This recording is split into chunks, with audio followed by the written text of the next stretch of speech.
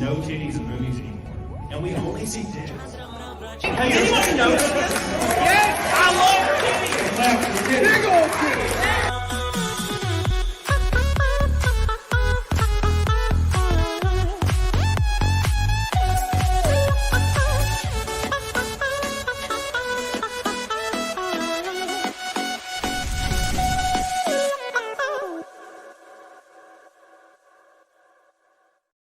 What's up, all you plebs in the chat? Welcome to CAMELCAST 84. We're going to have a lot of fun tonight. Also, real quick, I laughed out loud right before we started because I just read this stupid chat that says I race NASCAR.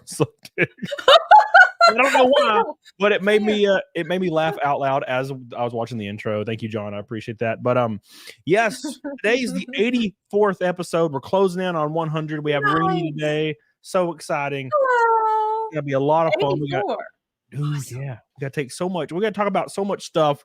Heated debates, a lot of spicy topics. It's gonna be a lot of fun. But before we get into that, everybody, before we start, as per usual, okay, don't forget every $100 super chat from now until a couple days before Daytona, maybe like a week before, will be on the trunk lid, your name of your choice, unless it's something crazy. The people from last stream, you fucking crazy bastards.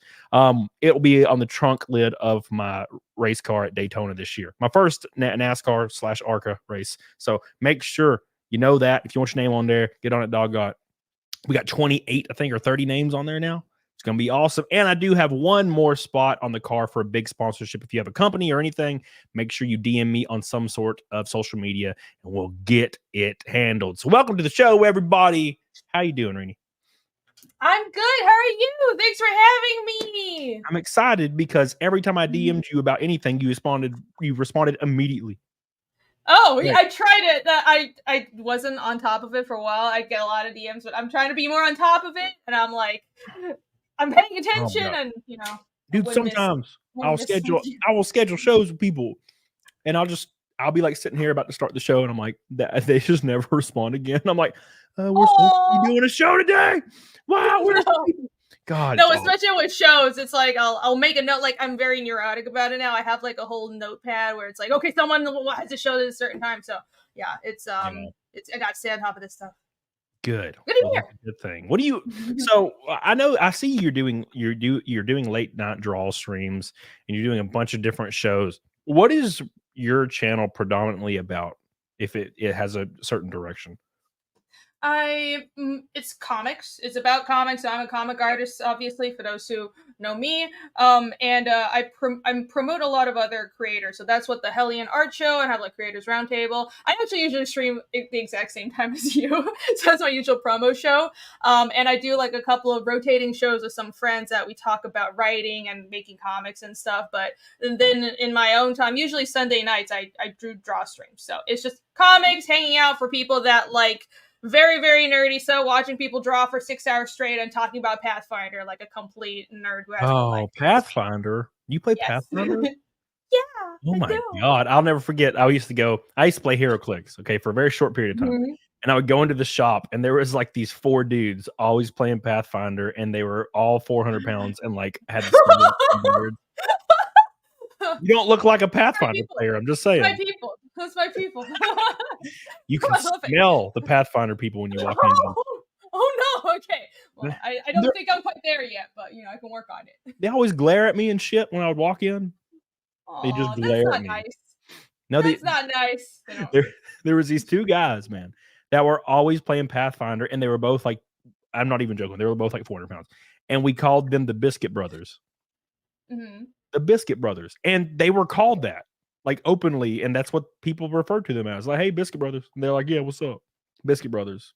And they were assholes. They were the meanest little. God, was their name Biscuit, or was it? No, their name was like Phil. It was like Phil and John, and they were just called the Biscuit Brothers. That's interesting. Well, it could be worse. It could be more. It was hilarious. Names. Yeah, is a lot of fun playing HeroClix, but just too damn expensive. And speaking of being expensive, Tomac. Oh my God! First name on the list today is Tomac with $100 red delicious super chat. Thank you so much, my friend. unbelievable. It says, so how's the Pippa wrap for the car coming? And have you had a chance to play Palworld? I have not played it yet. I've watched a lot of gameplay for it. I think it looks fantastic and silly. I've been watching Vera play it, and I think it's great. But it's very interesting to watch Nintendo freak out over all of this, which we're going to cover here soon. So that's like the funnest part about this. I don't really know. Now, Nintendo, to be fair, will sue you if you name your child Nintendo. They're crazy as hell. They are ruthless. It's Asians, right? What is wrong with Asians? Everything, I guess. I don't know. We crazy. You don't like fat people, you said? Hate them. Oh, no, Asians hate fat people. No. I'm XL in Taiwan. It's just, Imagine going to Taiwan and weighing like 130 or something, and they're like, damn, look at that lady. No, like, if you're over 100 pounds as a woman, like, you're fat. I don't know. So Asia is like the opposite of whatever American culture is right now. Just imagine that. It's not bad, but, it's also a little crazy sometimes. It's good for culture or anybody to shame. Shame is a good thing. It's all a lot of shame. Yes.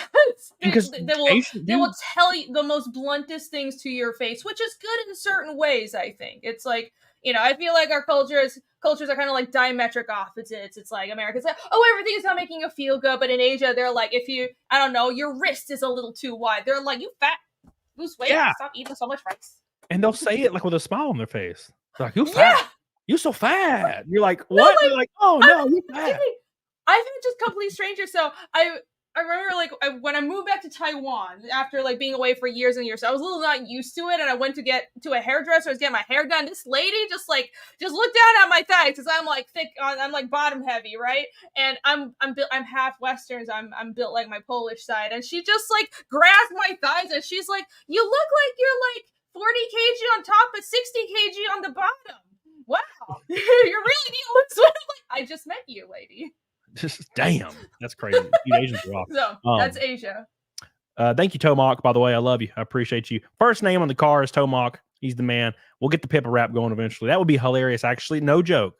If I somehow got a Pippa wrap. Now, keep in mind, like doing real NASCAR stuff is unbelievably expensive. It is unfathomably for a lot of people. If I said like the number, people would be like, wait, what? They'd be like, hold on. It's like, so to just like for a jokey purpose to like put a whole Pippa wrap on a car, I'd be throwing away like 30 grand. But it would be like for just a joke, it'd be, I don't know. I mean, if FaZe Connect wants to get with me, we'll make a Pippa wrap. Thank you, Tomac. I appreciate you. My boy Bronca says law of self-defense. Personally, I'm still bitter about getting passed up over the Ken roll. I even brought a 6-pack of Bud Light with me. That should guarantee you the roll and the Oscar. Thank you for the first goal, boy. Law of self-defense. I appreciate you, my friend. I had an interesting story today.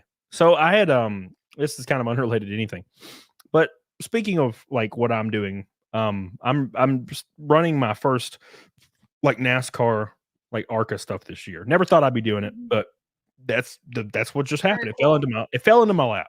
So yeah, awesome. I've been setting all that up, and I got my first race funded like immediately. So I got sponsors jumping on, helping me fund the deal. And like this one guy was wanting to sponsor me, and I was like, well, I'm full on Daytona, but maybe in a future deal. I don't even know what I'm doing after Daytona. I have a good idea of it, but I don't really know for sure. I just know for sure I'm running Daytona in a few weeks. And so I'm like not super active in emails and DMs. I'm just trying to get, Daytona going. So I don't like answer my phone or something for this guy. And this dude like goes straight Karen mode. Just yelling at me, just fucking screaming like in voicemail that he's been mistreated and his company will never forget this. And I'm like, what? I don't even know you. Like, what? You haven't even got a product from me, and you're acting like I'm the cashier at Walmart, not accepting a receipt. Like I don't even know who you are. What are you doing? This is not how you get. Who is this? This is someone just random. So just a random email. Isn't that nice? You get screamed at. Yeah, and the way he like worded it, like in his first voicemail, was like it sounded almost like mob, like the mafia. He's like, now if I do this, I'm gonna need something in return, okay? And I'm like, what are you talking about? That's not. You just put a logo on my car. That's what happens. That's how it goes on TV. You'll see it on TV. That's the whole point. Oh, it's like a sponsor, and they had. I don't. Yeah, it was weird. I thought Okay. it feels like he's gonna like show up and kill my ass. It's really weird. And I'm like, bro, Well, let's hope not. Some people are just crazy. I'm telling you, dude, it just he is happens crazy. when you put yourself out there like that. Yeah, dude. Sam Williams, founding father, says Leighton Gay. Thank you, my friend. Hope you're doing well, my man. Billy Hatcher says glad to see this woman on. Also, the shit that's going on in Palworld is just Pokemon fans being shitty that there's a better game. That's a big allegation there. Thank you, Billy. Love you, dude. Slagolus, here's 2 for the Goomba. Hi, Renee, you're pretty. Thank you, Slagolus. Thank you. He doesn't say that about anybody, actually. It's interesting. Thank you, Slagolus. He always says that about me. Snafu, which is a picture of you, apparently, says, oh, hi, Snafu. What's up? Renee is the best emo Asian goth spinster. Thank you, Snafu. I am. Thank you. Mystery sponsor went by the name of Walmart. Oh my gosh. Could you imagine if it was Walmart? No, dude, I'd be good. I'd be sponsored for the whole year if it was Walmart. Thank you, Law of Self-Defense. Appreciate you again, my friend, for your gold, boy. We're closing in. We're a third of the way to Neck and Snake, all ready for the 265th stream in a row. So let's talk about Palworld. So Palworld is this game that came out, and people call it like Pokemon with guns, right? That's like kind of what it's referred to. And I've been watching a lot of gameplay from it, and it quite literally does look like it does look like Pokemon with guns, like, to be fair. And Nintendo's having a field day with this because a lot of the character models are very similar to like what a Pokemon you would think a Pokemon would look like. They're cartoony, they're very cutesy and whatnot. And you can see, like, look at that little guy. That looks like a little Pikachu. That looks a lot like Pokemon. It's like the environments are a little more realistic, but all the designs look super like Pokemon. But like I saw this clip of the Palworld people or like some interview where they're like, yeah, we don't really have a creative vision. We just want to make something that was fun. And we don't give a shit. And it was like kind of the most base take ever. So cool. Yeah, I don't feel like you have a case just because their little characters are cutesy. Like, look at this right here. Let me mute this. This ninja's goofy ass. But like this little thing, it looks like it's a Pokemon. The world looks very. Look at that thing. It's a little sheep. They're just having fun, dude. They're just like look at just him. going wild. That's not serious.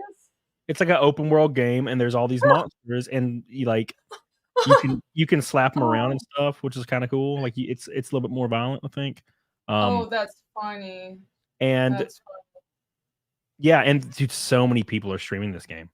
So many people. It just exploded in like what, the past week or so? Yeah, it apparently broke so many records recently.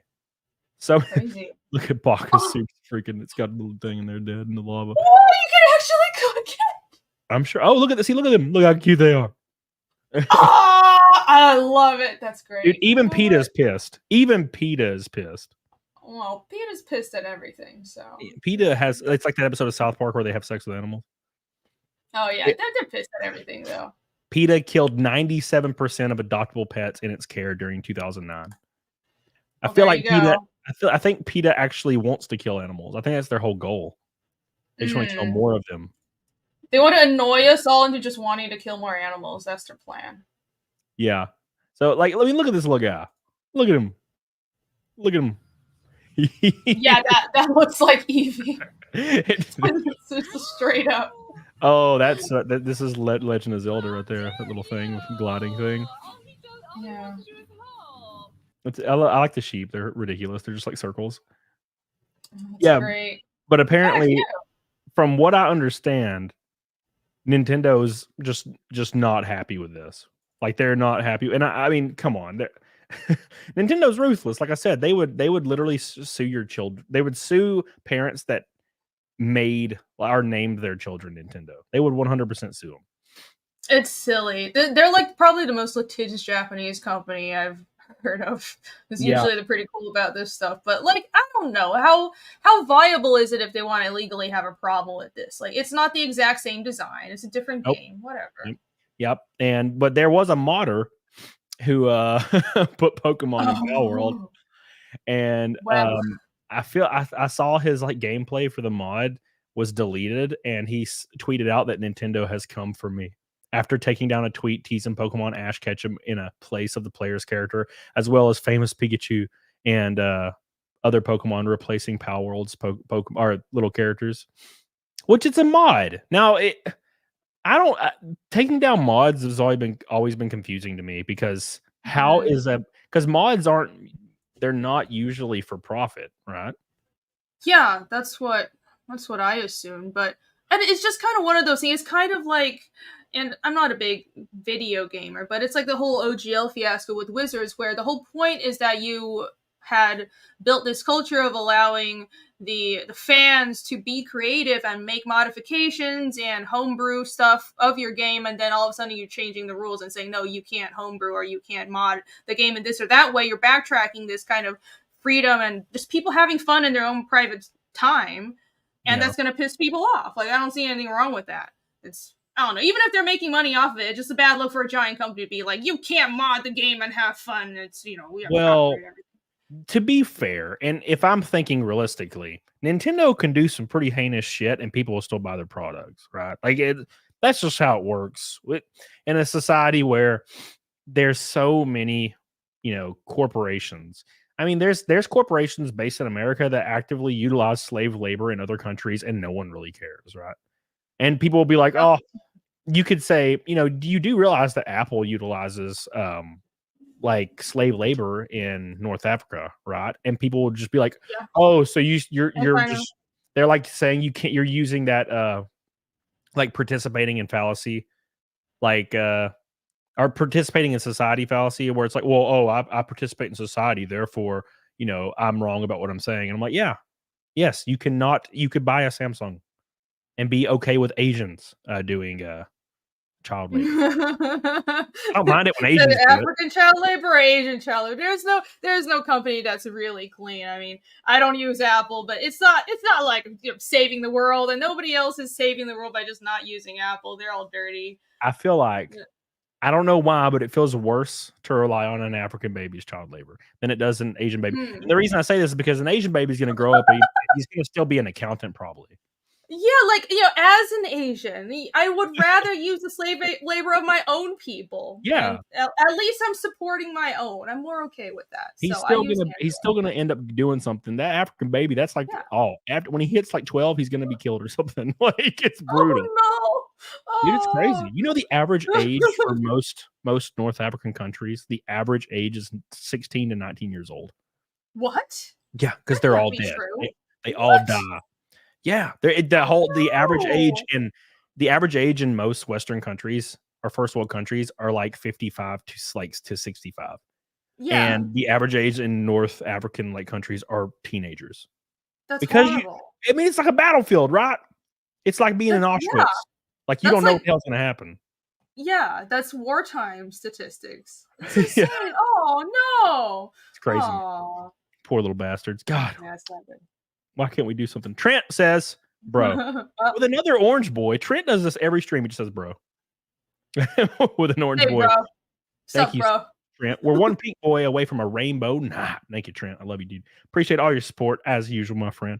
He's a good man. Barb Rogers says, gifted one membership. I'm about to burp. Barb's cool. Hell yeah. I'm not like Brittany Venti. I can't burp into the freaking mic. I don't know why, but it makes my skin crawl. Thank you, Barb. It's not people in the chat hear it. She burps, and half the chat, the dude's like, yeah, bro. And I'm like, no. Oh, they like it? Yeah, they're all about it. I don't mind a woman burping at all. Like, if I'm chilling and a chick burps, that's fun. Whatever. I don't care. It's when she burps into the mic and it's so bassy and bolsterous that it shakes my house, and I'm like, I don't like this anymore. I guess it's funny, so it's a thing. Oh my god, love you, Snafu. By the way, did you change your thing again? No, he changed. Oh, I see. He just changed it. You changed it just to be a simp today, because it was. I don't even know what is this? There's just giant tits and a tiny little head. Thank you, Snafu. It's boobs. Palworld is clearly a Halo Fist ripoff. Thank you, Alex VRB. Oh yeah, Hollow Fist is a game by my friend Jake. It's totally different than Palworld, but it's also like Pokemon for grown-ups. It's real cool. You guys check it out. My God. But yeah, Palworld ripped up whole. Well, I don't think they really care. They're apparently ripping off everybody or whatever. Bosco. Oh, sorry. Go ahead. Go ahead. I was when someone in chat says Japanese IP law is really stringent, that is true. When I've done conventions in Japan, they're really, really strict about respecting IP. So that's interesting. That might play into part of it. Yeah. Thank you, Bosco. Says Cody. Love you, my man. Thank you, Bosco. Appreciate you for your orange boy. You're the goat, my man. You're the goat. Yeah, dude. It's their like Palworld plagiarized Nintendo discourse because this is exactly how Nintendo acts if they ever catch the tiniest whiff of unauthorized use of their IP. That's how this works, and it reminds me of something I've dealt with like very recently. With somebody copyright struck my channel like 2 weeks ago for reading an article with 7 minutes of commentary. Yeah. And it's the weird, I have a conspiracy about it, but I don't know if it's true. It probably isn't. But the guy that struck my video, he struck it and I immediately appealed it. And then of course my appeal was accepted. And now you have to wait like 10 days. And it's the 10th day is tonight at like midnight. And it's so strange because he's friends with this creator named Ludwig. This creator named Ludwig has like a gajillion subs. The day I got struck, I complained about it. And on stream, there was a lot of people watching. And that Ludwig guy came into my chat, the giant YouTuber, and was shaming me because I didn't put a link in my description, by the way, which I did, but it was like later. It was like a few days after I posted the video. And he was like insinuating I deserved to be copyright struck. This is a huge creator, by the way. Usually the people that will say creators deserve to get copyright struck unjustly are like usually either not creators at all or very small and like jaded. Right. It's a huge creator. And I was like, well, this feels really weird. Why is this happening to my like small ass? Well, I find out 2 days later after this happens, Penguin Zero, Moist Critical, released a video identical to mine. Right. You know who Charlie Moist Critical is? I don't know, but I saw like, you said something about Penguin Zero released the same commentary and didn't get struck. He's like one of the number one creators on YouTube. He's huge. He's like PewDiePie now. Yeah. So he released a video and it's literally the same video as mine. And he did not put a link in his description. And it's not struck. And he is so rules for thee, but not for. Guess who he works with? Guess who he works with on his esports team? Ludwig. It's fucking full circle. And no, I could never fight this because I just don't have enough reach. Oh, that sucks. I hate when that kind of stuff happens. But that kind of stuff happens on YouTube all the time. Like a bigger streamer will just kind of pull strings and like keep people down. Yeah, but the funny thing is people look at Charlie like he's like this really humble and like large creator. And I do. I don't like, I'm not saying any of this is true, but a lot of the things that happened are true. And I know Ludwig's a pile of shit. I don't care about him. But I mean, he was mad at me over a link apparently, but his entire channel is based off of reactions where he doesn't put links to any of the videos he's reacting to, because that's how this works. And his justification is, well, I'm a huge YouTuber, therefore just me talking about it is beneficial to the original creator. That's how these shady ass people defend their hypocrisy. But it just seems so perfectly timed that 3 days after this, a giant creator who knows these people released a video exactly about what I was talking about, and mine got struck down and taken off the internet. It's not up. Keep in mind, it's gone. They took it down and took all my revenue from it. And then Charlie, who's friends with all these people, releases a video about the same thing. It's fucking crazy. It's the craziest shit. And I'll never be able to do anything about it. I'm not big enough. I'm not a big enough creator for anyone to really be like, holy shit, this is like a weird conspiracy attacking a tiny creator. And all these people like pose themselves as like these really humble, like good creators that like fight for the rights of like small YouTubers. I'm like, no, they just cannibalize everybody. It's fucking terrible. You've seen this kind of stuff before. Yep. There's nothing you can do about it. You just have to keep your head down and keep on working, man. Well, that really sucks. Yeah. That's how it is. It's just how it is. Speaking of being how it is, Lounge King.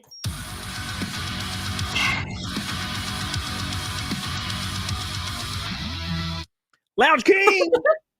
Can I get the name Otto Moore instead of my username? If so, I have one more to do after this. Hold on. Let me Google that name before I do, because I know you guys.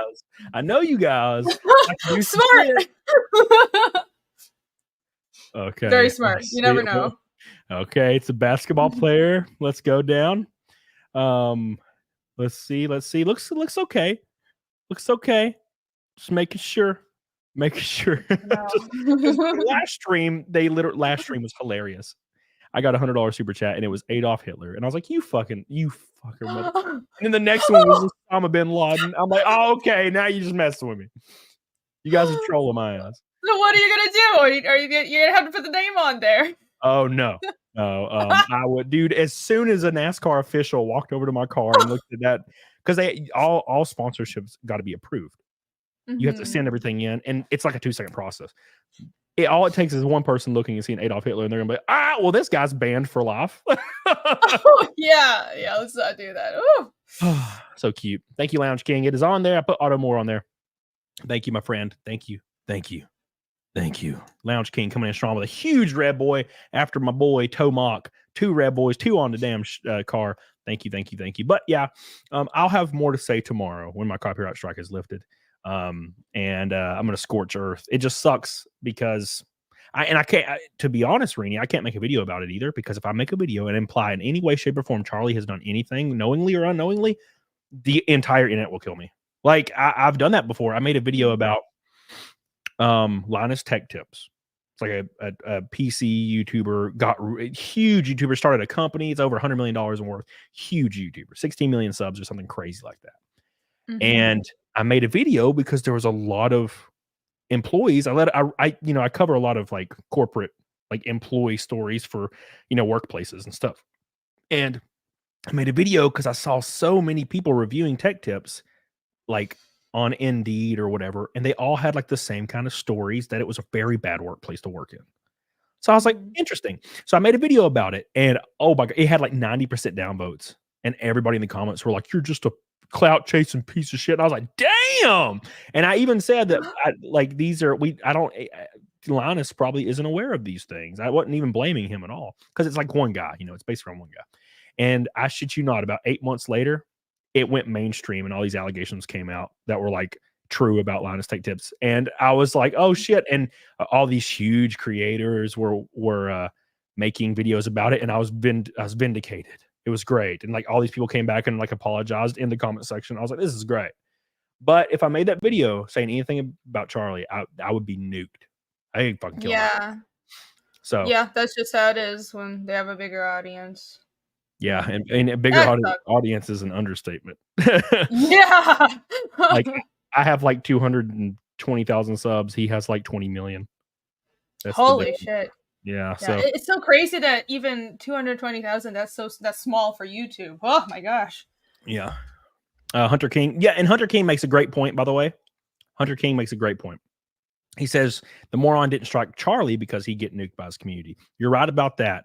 The issue is the guy doesn't have a YouTube channel, or he doesn't have a big one or anything. He writes articles on the internet. So it wouldn't have really affected him other than him getting like an ass ton of mentions on Twitter negatively. So like what does the article have to do with this Ludwig guy? Like, why is he concerned? It's very obvious that Ludwig and this guy that wrote the article know each other, because Ludwig, why would Ludwig be in my chat out of nowhere? And he was yelling at me on Twitter the same day that it all happened, coinciding with the author of the article yelling at me on Twitter at the same exact time with the exact same like criticisms, like you didn't post a link. And I'm like, I'm not required to. What the fuck are you talking about? I'm not required to post anybody's link for any reason. And then, of course, Charlie releases a video after mine's taken down, no link in his description. I'm like, oh, this is some bullshit. And it just so happens that Ludwig and Charlie know each other, and they worked with each other in the past. And I'm like, oh, this is too perfect. So that's just how this works. Anyways, but you can't prove it. So can't prove it. Yeah, that's the bad thing about it. So I just was really angry for like a day, and then I just stopped worrying about it. Lounge King, $100 super chat. Joel Settlemeyer is the other one. It is on there, my man. Thank you so much. You are the GOAT. You are the man. Thank you for all your support. It'll be on there. 2 red boys from Lounge King jumping onto the card. That's 120 from Naked Snake. Thank you so much. I appreciate 3 red boys tonight. A lot of support. I don't deserve that. You ain't got to do that, guys, but I'm forever grateful because it does make these things happen. So thank you, Lounge King. I love you. Thank you. What a beautiful man. I appreciate you, man. Okay, Rini, I have a question. Yes. It's very important. Oh, is it? What is it? Yes. Is AI art real art? Everything implodes. It's AI art, real art.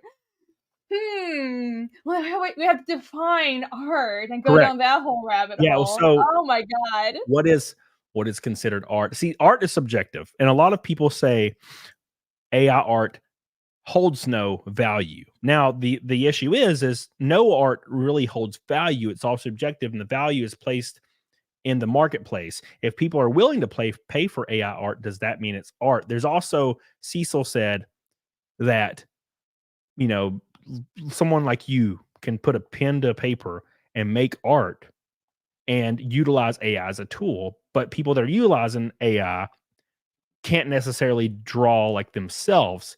So I asked Cecil, well, if somebody like EVS uses AI, does that mean it's art now, or does it mean it's still not art because he's using it? It's a very interesting conversation. Yeah.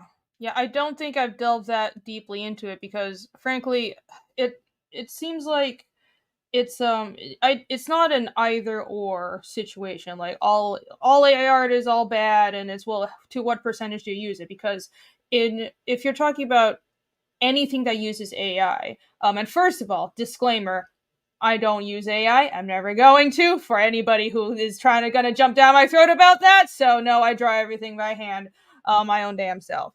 But with the definition of AI art, to the extent of using it as a digital assist, there are certain tools that have existed in Photoshop and other industry standard digital art programs that use base forms of this forever. There's been smart fill in Photoshop forever. You can fill in missing borders and you can fill in like backgrounds and stuff. That's AI. It's just been something that hasn't been as advanced as Midjourney, and that's been around for years, and no one's flipped out about it. And here's another thing: in gaming, a lot of concept art is photo bashing, and I think people will use Photoshop AI to photo bash and basically take photos, take other art, just mash it together because it's concept art. It's not for gallery art. It's not about drawing something from scratch. You're just trying to get the mood and trying to get a painting done. And that's the standard practice for doing concept art. So, what is the real definition here? I think the only way to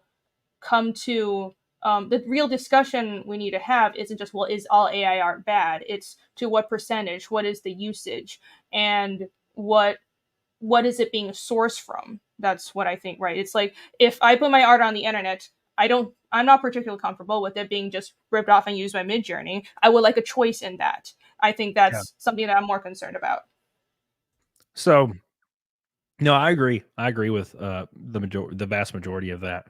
The way, and I utilize AI art a lot. I don't make it myself, but when I get certain things done for me, like merch wise, I think almost all my logos, everything, and my future like NASCAR stuff is all done via AI art, because I use one person for it. He does all of it, Dare and you? his turnaround is instantaneously. Like, it's like he can do something in an hour that looks great, and it's conveying whatever I told him exactly. He can just put, I'm like, here's what I want, and he will make it happen in an hour, exactly what I was wanting to happen. Whereas I would commission stuff back in the day when I first started YouTube. I would commission stuff. That shit would it would take like 4 months for some people, and I'm like, bro, like that's a long damn time. And Yeah, art it takes a long time. Yeah. it takes a long time, and the issue is I'm willing to pay $100 for something that takes an hour and I can utilize immediately, which holds value to me. Whereas getting an art piece commissioned for a YouTube channel, that's important, because YouTube channel, like, every day is important on a YouTube channel. And getting commission done, and sometimes I would get commissions done and they wouldn't even do them like on YouTube. It would be like 3 months, and they're like, yeah, I just never did it. And I'm like, what the fuck's happening? And I already paid them. I'm like, God, Jesus. They're like, yeah, I got a lot of, they're like, I got a lot of commissions in line. And I'm like, listen, all right, my roommate did commissions for her entire month. Her entire job was doing commissions, art commissions. And I know for a fact that she just wouldn't do them for like a month because she was so stressed out. She would just like eat ice cream and like not do anything for like a month. Yeah, artists are a lot to deal with sometimes, and I say this as an artist. Yeah. So the issue is people will say, well, if you utilize AI entirely, then it's not art. But if you use music as an example, I've utilized AI for bass lines and for drum lines for pieces I'm working on. And there are some musicians like Devin Townsend that utilized it entirely. Like in the finished mixed product, there's like he used a drum machine on a fixed. It's not a real drum; it's a drum machine, and that's some of the best music. I love Devin Townsend. I think his music great. Is he now considered not an artist anymore? You know, is that not considered art to have like fake instruments that from a computer just put into the final mix of his songs, and he's just singing? I think something. So this ties back to the discussion of I don't know. I'm not as prepared for this as I haven't really actually had a lot of in-depth conversation about this, even though I should. But I think something that people are willing to pay for that is not always equivalent to what is something art, right? Something having value, because I think art is largely subjective, but not entirely. I think a lot of modern art is garbage. Like if you just tape a banana to a wall and smear period blood over it, and someone's willing to pay for that, that's great. But I think it's money laundering. I don't think it's art, because art should take at least a certain amount of effort, be aesthetic, and ideally express something. I think that's like the basic things. And I do think having effort and talent and whether or not, and I'm fine with including a lot of digital tools. I'm not a purist with that. And even, if you use a percentage of AI art, if an artist uses that, but they do still have talent. They modify it. They, to a certain percentage of the final product is their own work. I think that could still be called art. But somebody just like throwing shit at a wall or painting like a canvas completely white and selling it for $3 million, that's not art. That's just somebody places value in that because they want to be special. That doesn't mean it's actually something meritorious. So I think we should differentiate there.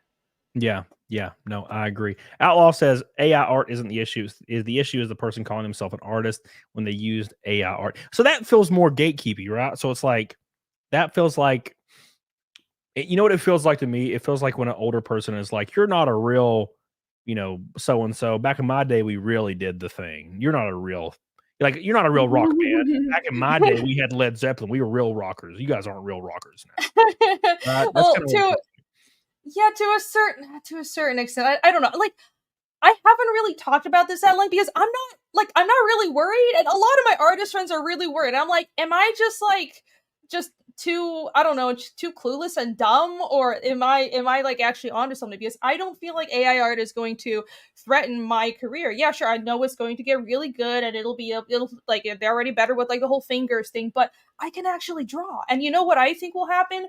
Pen and paper art and real physical art, the ability to make that will go up in value because digital art will be so easy to make. And that's why I'm going back to doing traditional comics on real pen and paper. That value is going to go up because I can actually physically draw.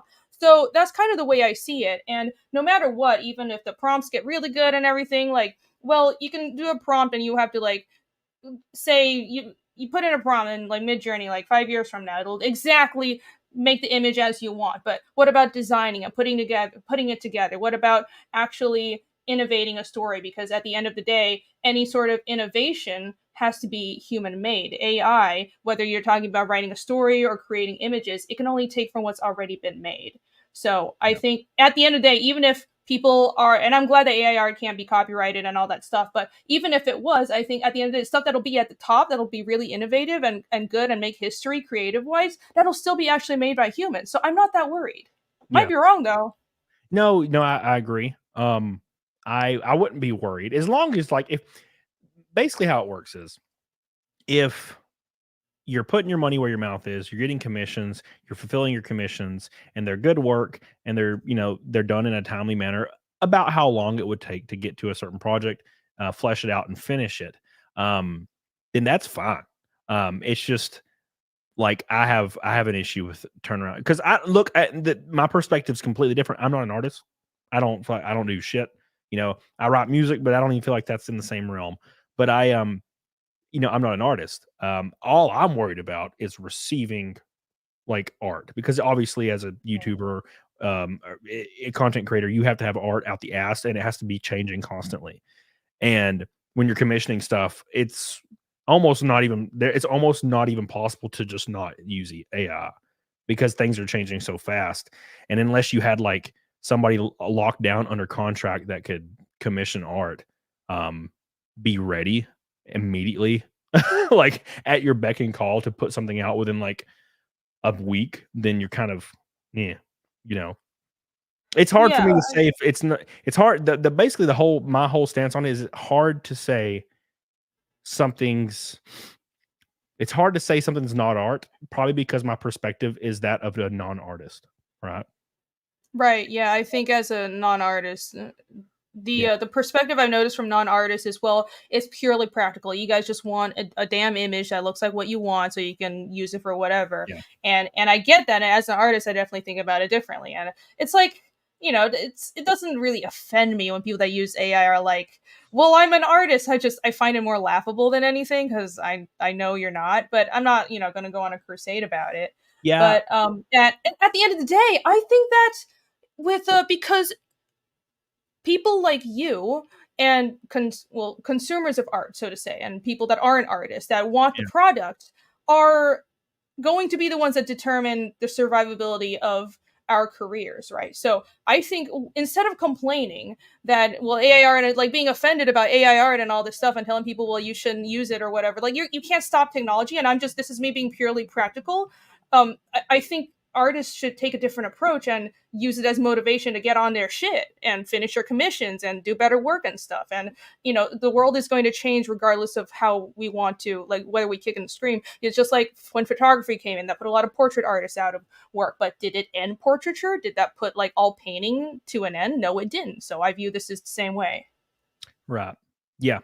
Yeah. I think I agree because I think the biggest point of contention for everybody is just artist being called, like Outlaw 2 said, is someone just claiming they're an artist because they exclusively use AI and have no other means to produce art. I guess I could see where that would be a weird thing to call yourself an artist, I guess, because that seems to be what a lot of people like hinge on.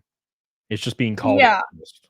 That honestly, that I do agree with that. I would say it's like, well, you take a lot of, even if you, I don't know, it's not, even if you take a lot of, like, cut up a lot of pictures and piece it together and stuff, and like that, and you arrange it aesthetically, even that's like the closest analog analogy I can come to. That still takes more effort than typing something into Midjourney, and it's just the amount of effort doesn't, it's almost like an instinctive thing where it just logically doesn't make sense to most people that if someone, for example, here's a good example. I use like these sample bashing programs to like make music. I don't call myself a musician. I just use a bunch of free samples and bash it together, and I would never call myself a musician. Stuff comes out sounding decent because I have ears and I have human instincts, and you know, I can make things like you can just naturally set a beat and all this stuff, but I just use a program. I'm not a musician, right? As someone like you who writes music, it would be insulting if I was like, I'm a musician, I'm going to put out an album, and I totally deserve to be on the same level. So it's kind of that, like, I have no problem people having their fun, but I've had somebody do that. You're not an artist. I had somebody do that. They were like, they started messing with Fruity Loops and they started referring to themselves as a musician, and I was like, bro. It's the same thing. What instrument? It's a common sense. It's a common sense kind of thing, right? Yeah. I think what it boils down to is I don't have an issue with AI art even a little. I think it's great. But I do think it would be kind of weird to call yourself, you know, a traditional artist. And the AI artists that I've worked with in the past, they don't call themselves that, and everything that they put out there for people like commissions, they're called, their bio on Twitter says AI artist, like, or AI art maker or something. I don't remember. So they present it up front as AI art. They don't like pass it off as, you know, a commission that's based in them like fucking putting pen to paper. Right. I think being upfront about it is important as well. At least if people can be upfront about it so the consumer can make that choice. Because I believe there will always be consumers that are willing to pay real artists, and there will be people that are fine with using AI art and paying for that and whatever. That's their choice. Like, we can't, artists, no matter how much we screech, we can't change that. But as long as it's upfront, and like the whole embarrassment that Wacom just went through. Was it Adobe or was it Wacom? They had it was Wacom. They had this advertisement with like a dragon, and it came out that it was AI art. And it's like, Wacom, who makes drawing tablets for artists, use AI art in their advertisement, and it's not upfront. It's false advertisement, and that's important to just be open about what you're actually doing. Would you? Okay, this is a point of contention for people. Would you consider tracing over 3D assets, like not real art? Oh, yeah, that's been a debate, hasn't it? It has been. Yeah, I've just seen it on Twitter a lot, and that kind of feels like in the same vein. Like now, but it also kind of falls in line with like reference, or maybe utilizing a tool, but also reference is something you look at then produce something else. But if a 3D asset's like in there and you just trace on top of it, how does that, like, what do you think about that? Oh my gosh. Okay, so coming from manga, where a ton of manga, the backgrounds are almost always just like, some manga, the backgrounds are just a photograph with a filter over it. A lot of manga backgrounds are just trace or photo bash, and this is common knowledge. I've known this all my life, and I'm like, they're just trying to get the product done, right? So it's to a certain extent, as long as it's like, I find it like shitty when it's just a fucking Photoshop filter, but as long as it's hand drawn, I never really had an issue with that. Again, I don't do it in my own work. For more complex environments, I've thought of like, well, I can do some 3D modeling. I'll model it myself and trace over that if it's a really complicated room and everything, because that's a skill set you need as an artist. Like, if I'm doing the 3D myself, like I went to school for animation, I can do this. So it's kind of this middle ground to where how much of it is like, is the end product actually pleasing? Is it just completely, there's no effort put into it at all? I think that's more the real question, because even stuff like Akira, I don't really know if Akira backgrounds are like, I doubt that was completely drawn by hand though. A lot of the stuff is photo bash, and some great manga out there, some of the greatest in history, they have backgrounds that were traced. And a lot of American comics too. Someone posted a Batman page the other day that was traced from an Akira page. This is common practice in comics. It's again, I find that when it's tracing another artist or someone else's work, that's more something I take issue with. Right. I know a lot of people agree. I know a lot of people disagree, but it's not something I'm offended by, even though I don't do it. There. Are you okay with the phrase AI artist, or do you think it's an oxymoron? I do think that's a dumb phrase. Yeah. Okay. Yeah. Tomac says, would you say that Shad is an AI artist or AI enthusiast? I actually don't know Shad's opinion on this. I do remember him defending AI art, and that's all I remember on Twitter. So I don't know Shad's take on it. But yeah, I'd love to talk to him about it. It'd be fun. Thank you, Tomac. I love you. I appreciate you. I think AI enthusiast is actually a good phrase. Because it, it shows an interest in something. And doesn't necessarily align it with like organic art. Thank you, Tomac. I love you. Jeremy Elwood says, off topic, RL2s are now a thing. Dude, send me a message, bro. We need to get on a call, baby. Thank you, Jeremy Elwood. Appreciate you, dude, so much. The Squid says, I see AI art as a double-edged sword. It can help broke people who have trouble putting their ideas on paper produce something that others can work off of. Doesn't make them an artist. They just commissioned work for free. So, I mean, a good point is, could you use AI art to like make a page with certain panels just for reference, and then use that page you made as a reference and make it extremely similar, but you're producing it like organically, like through hand, but you used AI to get the complete reference from it, right? Where do you end up? Or is it you're using AI as a tool now, so it's cool? I mean, that to me isn't offensive at all. That's still, you're using AI as a tool. Yeah. Right. Because I don't see a problem with that. I don't there's no way in hell. Like I used to be really into art when I was a teenager, and I thought I got pretty damn good at it. I love drawing like anime shit because I was weird. Even though I don't even really like anime that much. Mm. I don't know why. I just loved like the character models and stuff. And I drew it all the time, but I always had to have a reference. Like always. I can't just make that shit come out of my brain, so that would be a very utilizable tool for me. Thank you, Squid. I appreciate you. Slagless says tracing isn't the problem. It's when 3D assets were used in every single panel for almost everything. The main character being a 3D asset. Yeah, sure. I guess. I mean, if you're not using something as a reference, I think that's where it gets a little bit shady, right? Mm. So Yeah, but I don't know. I would take it up with the artist though, but that's not. I would. yeah, I agree. If I was in art school and critiquing someone's portfolio, I would disapprove. I would just say that. So, that's a great comment. I think that makes sense. In moderation, because at the end of the day, comics are, yeah, it's art, and we want this hoity-toity stuff, but comics are like commercial art, Yeah. and it's communication art, and we're trying to get things done like this. And especially if you're on a schedule all the time, so to a certain extent, as long as it's not infringing on anyone's copyright, I don't really have a problem with it. But yeah, I would say it's more about just being open about it and honest. Yeah, 100%. No, I completely agree. Squid, I also see AI as a tool to duplicate characters in a comment or as a time saver with adjusting size and background. Thank you, Squid. I appreciate. Yeah, like so. This is where a lot of people agree. As using AI as just a tool, right? Mm-hmm. It's the issue is when AI is exclusively used and only used to put out a product. That's when people start having a problem with it, right? Um, Yeah, I keep going back to it has to be a percentage that we agree on, like how much of it and exactly how it's used. So yeah, I was kind of joking on my channel a while ago that, well, if I'd like an AI that I can use, so for like my last comic, Fiendish, or a ton of trees, like the characters are constantly walking through forests. It's just I was losing my damn mind drawing trees, and I was like, if I have an AI I can train to draw trees like me, I'm not gonna feed it anything else but just my trees and have it draw more trees. Like, what's wrong with that? Because I'm so sick of drawing trees. But I yeah. think it's Copy and more paste about trees. exactly Yeah. right, like where it's so, because like that's digital assets as well. It's we do that all the time. Like everything is an aid. You copy and paste things in Photoshop, but it's about, are you infringing on someone else's copyright and what percentage of it is used.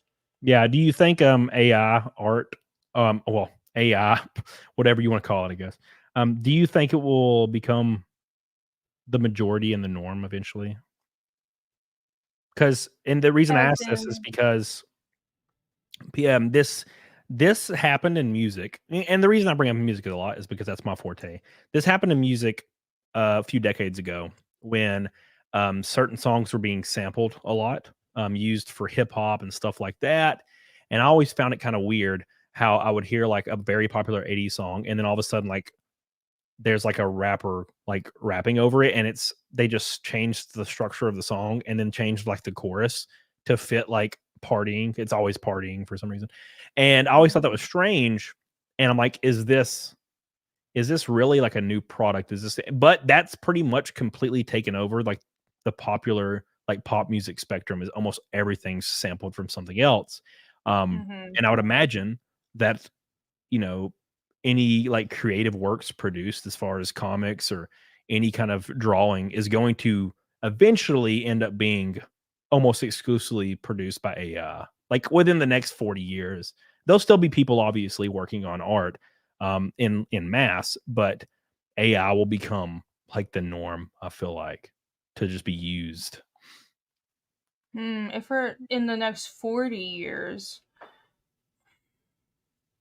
Because it'll come. I mean, look how far AI's come in the last couple of years. It's oh crazy. yeah, It's yeah, unbelievable. I think eventually, um like, I hadn't thought as much as I should have about this, but it's going to become normalized probably much less than 40 years, give it 10 years. Yeah. So yeah, you can't stop the consumer from using it. So I think it will permeate and it will be everywhere. But it's still, I don't think it's going to take away the jobs of actual good artists. It's a tool that we'll have to integrate, and there'll always be people that want the services of actual creative people. But yeah, AI art will be everywhere. That's just the reality of it. It Yeah, doesn't it's matter gonna, if I'm happy about it. It's just the truth. it might for a short period of time before everybody's chips go in, where naturally produced art is going to increase in value substantially. Like right Yeah. there at the end. Like it's gonna go through the fucking roof.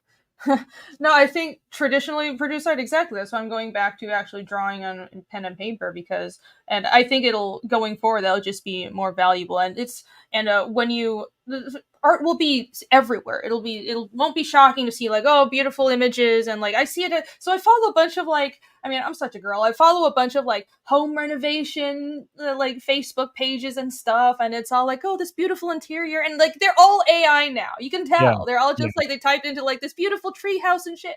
And it's like, it's already everywhere. It's only going to get worse. But posting that and people are, oh, it's so beautiful. I guess thousands of likes. But I think like 5 years, 10 years from now, if somebody sees something like that, but you accompany it with a video of me drawing and painting that by hand, that'll be more mind-blowing because it will be a rarity.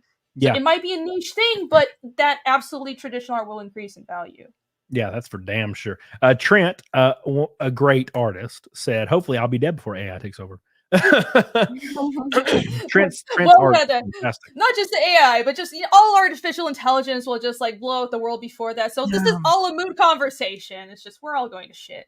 I'm hoping that I'm 34. I turned 34 in like a month. I'm hoping that my penis still works when like AI sex robots become the norm. Well, that's not that far around the corner, is it? Bro, like, because it's gonna be like, did you see the AI girlfriends? Like they already have the whole. Yeah. Oh my gosh, dude! I'm just saying, like, dude, I cannot wait for Toyota to release their model. I'm gonna go finance one like day one. God, it'd be great. It's like, I made you breakfast, honey. Wake up, and you're like, oh, this is great. And then like cuddles you. It's gonna happen. We're gonna be living Ghost in a Shell. Like, give it 5 years tops. I swear. It's like I kind of feel that your body is cold and your feet are cold. You want me to warm you up, and it just lays beside you, and it like gets warm in areas that you're cold. You're like, this is perfect. It's like, you want me to suck you off? You're like, yes, God, this is awesome. Oh anything no! And then the human race just ends. Anything no, we'll have like breeding pods and shit. Yeah. So you clap the robot's cheeks like viciously, and then it gets up and goes and puts it in like an incubation pod, and then you just grow a baby in a jar.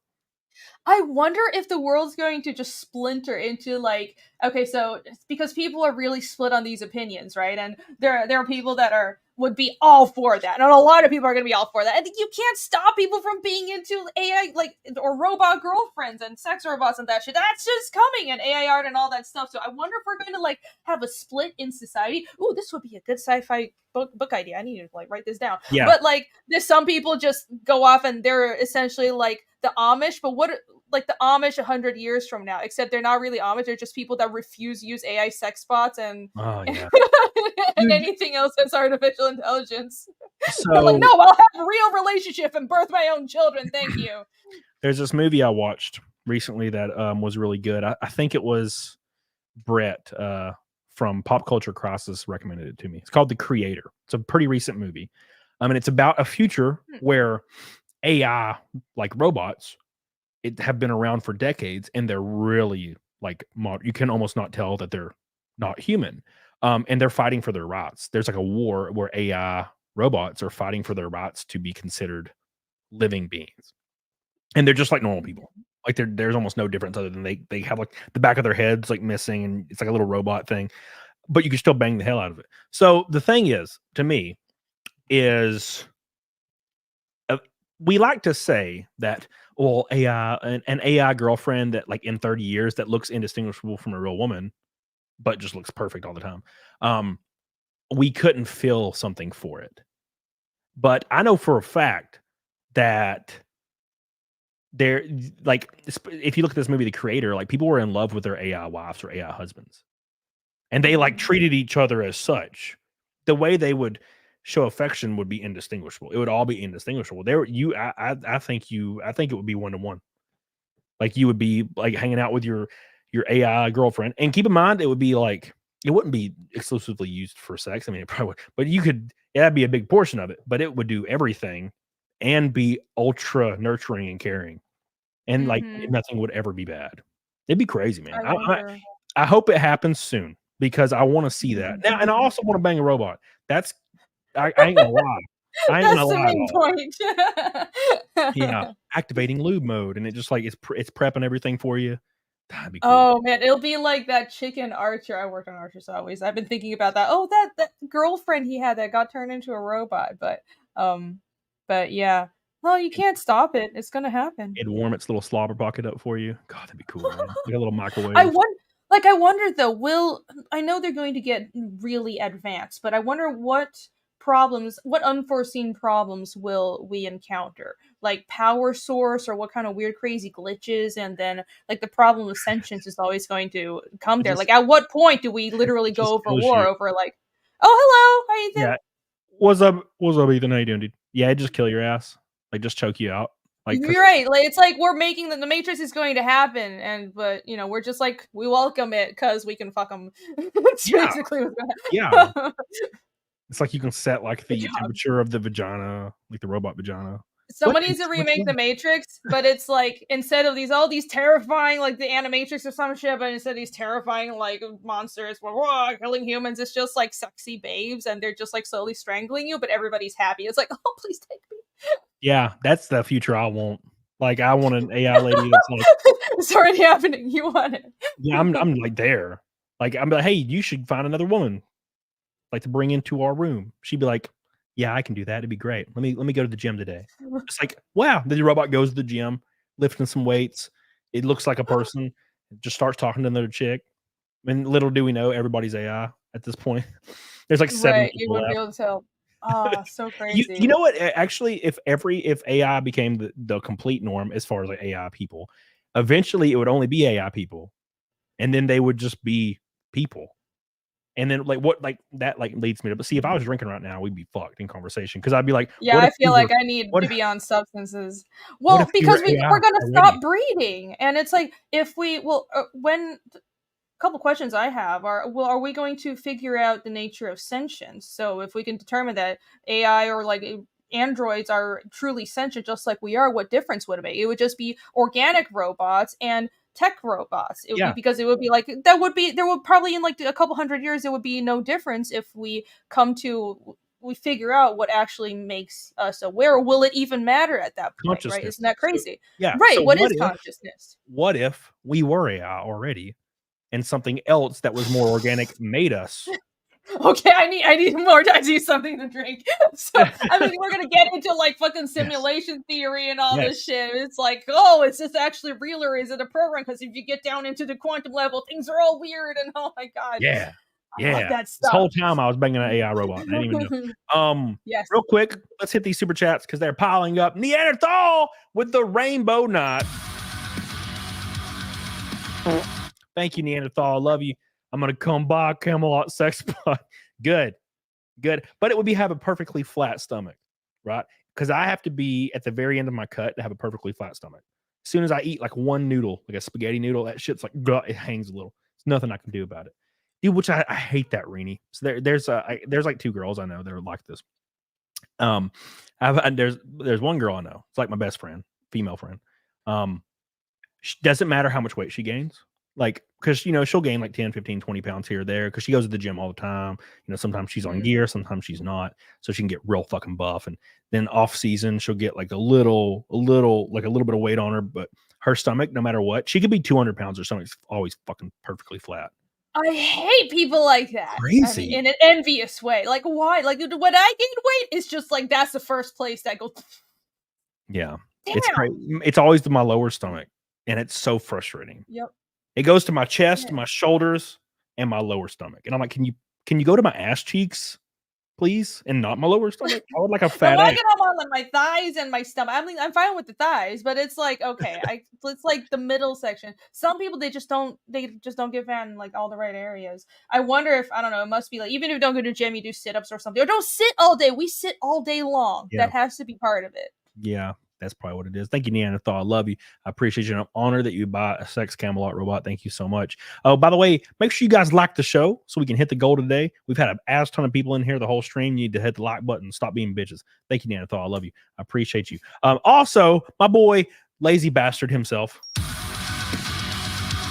My boy. Thank you so much for the ginormous Red Boy. I'm gonna put you on the list. I don't know if that one get approved by NASCAR, but we'll find out. That's funny. I'll do this. I'll just like spell it slightly different, but like with the characters. There we go. That might look fine. That might look better. So it All right, reads the cool. same way, but you trick them. Yeah, it reads the same exact way, but it's just Nice. maybe it will get through the approval process. Thank you, lazy bastard. I love you. I appreciate you. Another giant fat ass Red Boy, 340 to 5 milk. Look at that man. Thank you so much, my friend. We already killed Naked Snake. We killed his ass. You guys are goated as hell. Let's hit the rest of these real quick. Jeremy says, went to school for theater lighting design. So much respect for artists of all types. So while I'm intrigued by AI, we all know it's going to be used for nefarious profit at the expense of true creators. 100%. I mean, it's got to eventually go towards that road, right? Something It's already happening. Yeah. Sorry.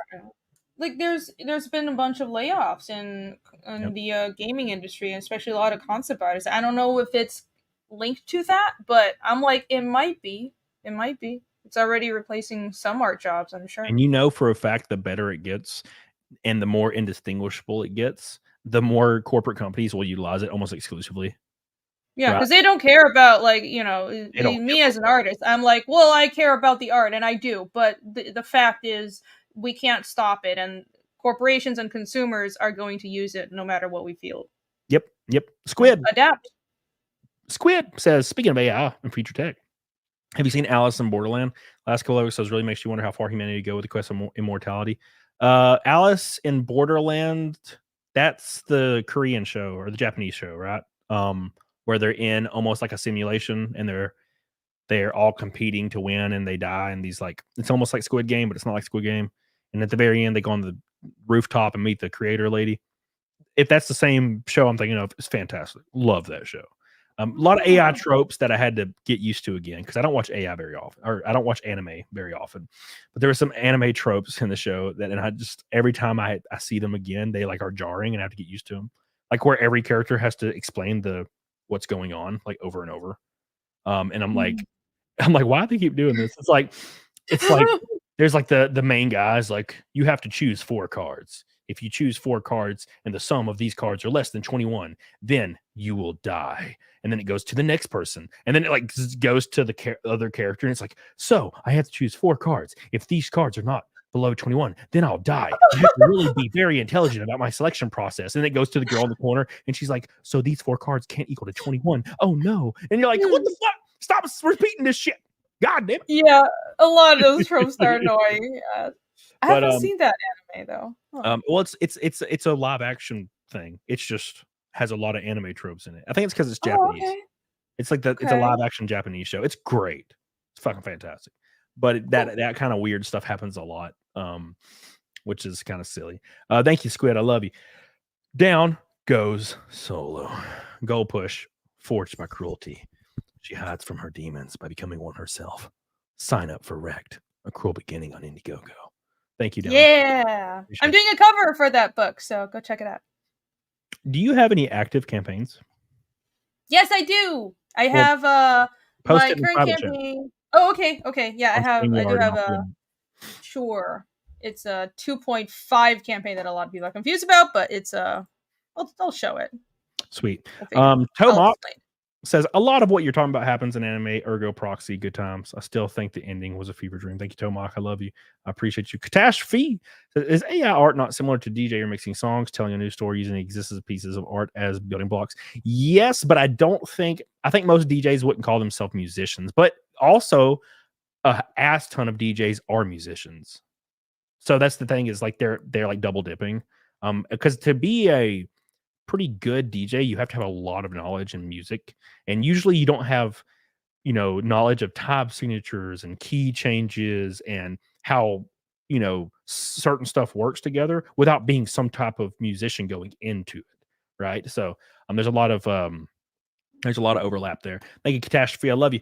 224 Wit says your little brown friend is here. This super chats to say hi to Rini again for simping. Speaking of AI presidents have been the greatest.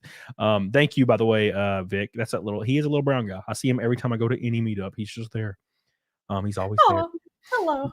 Well, when I go to cons, I always go to Montserrat. He's always there. And he was in Las Vegas, I think, as well, and Nashville, maybe. He just goes everywhere. Trent Westbrook says Ferrari or Sexbot. Oh, Sexbot, 1,000 times over. 100%. Dude, if I could have a damn robot milking me like every day and I don't have to do nothing, that'd be great. I'm gaining such an understanding of the male mind these few weeks with these discussions. I'm just saying, like, doesn't take much. Doesn't take much. No, that's good. We're gonna cover the Barbie snub here in a moment, but let's pull up Fiendish 2.5. Okay.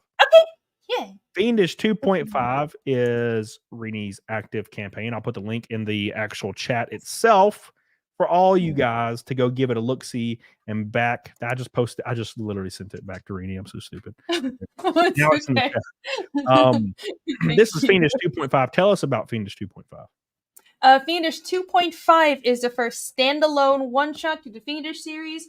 Fiendish is my fantasy mystery comic. I already have 2 books out right now. Chapter 2 just fulfilled, and those are all crowdfunding campaigns, but you can get caught up on both Chapter 1 and 2 on this campaign or also through my storefront. That's my website, fiendishcomic.com. I have a bunch of like cool stuff, including like hoodies like this and all kinds of cool shit, so check it out. But 2.5 is a backstory. It's a flashback to the main character's past. My main character was kind of left on his own after his hometown was destroyed by these mysterious demons. And in this book, we find how he survived after that and how he met a bunch of the other characters in the main series and how he sort of found his value as a survivor and learned to like kind of become go from a young boy that was lost and had lost everything and lost his hometown to becoming the man that we see in the main series, kind of this like tough and withdrawn guy. But how did he get to that point? And all this other stuff about the world building and a lot of like cool details I put in there, and the art is absolutely amazing. This is the first time I actually wrote it, and I drew one of the covers and I colored the main cover, like the colored one,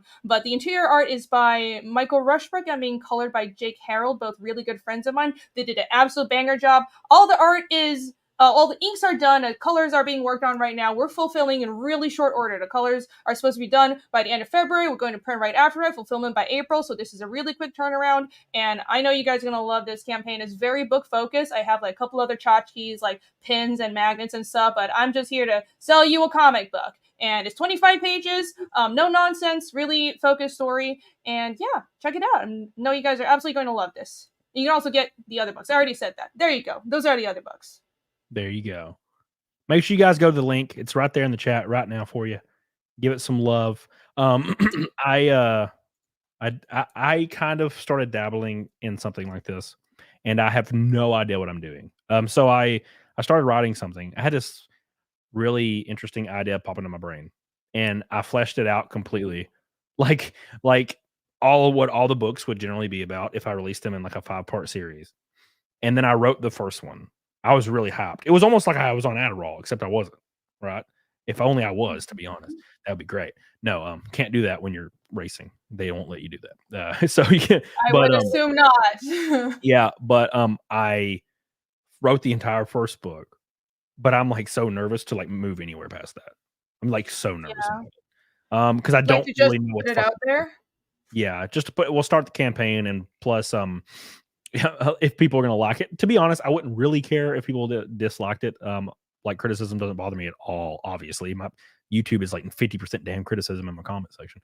But I don't know. I'm worried more of it falling immediately on its falling on its fucking face. That's what I'm worried about.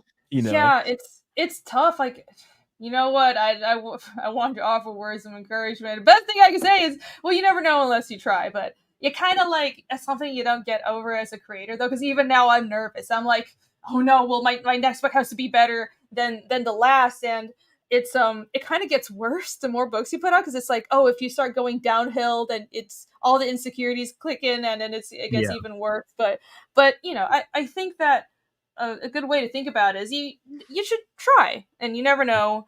And in the end, what would you regret less, right? So if you think it's good, if you have faith in your story, then put it out there. It's real weird. Slagless says, people like it. People like me. He was like, here's a tip for you. Do not write characters the way you talk. I do not. All my characters talk in like a very Wild West like way. Like old timey Wild West, like township way. I don't know why. I just thought of it. It just feels like they should. So it's all like over the top and like Wild Westy sounding.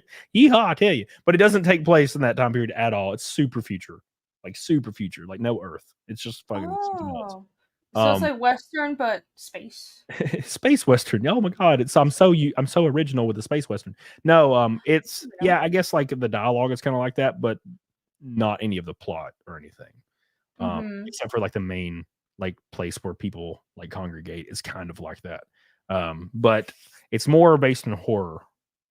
Oh. But I have to like put it out there and start getting it worked on, and I would like to get it almost done before I launched a campaign. Because I think it would stress me out more if I made like money off of it and then I didn't have it almost ready. I'd be like, oh shit, like because you know how it is. Yeah. I don't want to be like Cecil and wait like 5 years.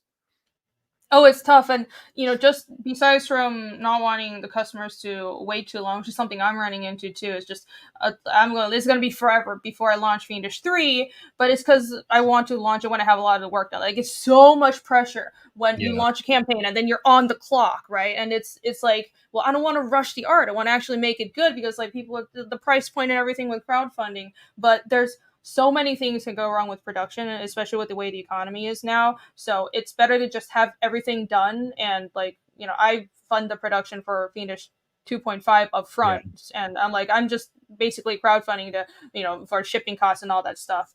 And I think now that's just the way that it would be better, I think, for creators to adjust that way because things are super unstable. Like printing and shipping keeps going up. It's just insane. Yeah. Yeah. Holy Hand Grenade has said, but doesn't that motivate you to bust your ass seeing the deadline coming? Well, I've already written it.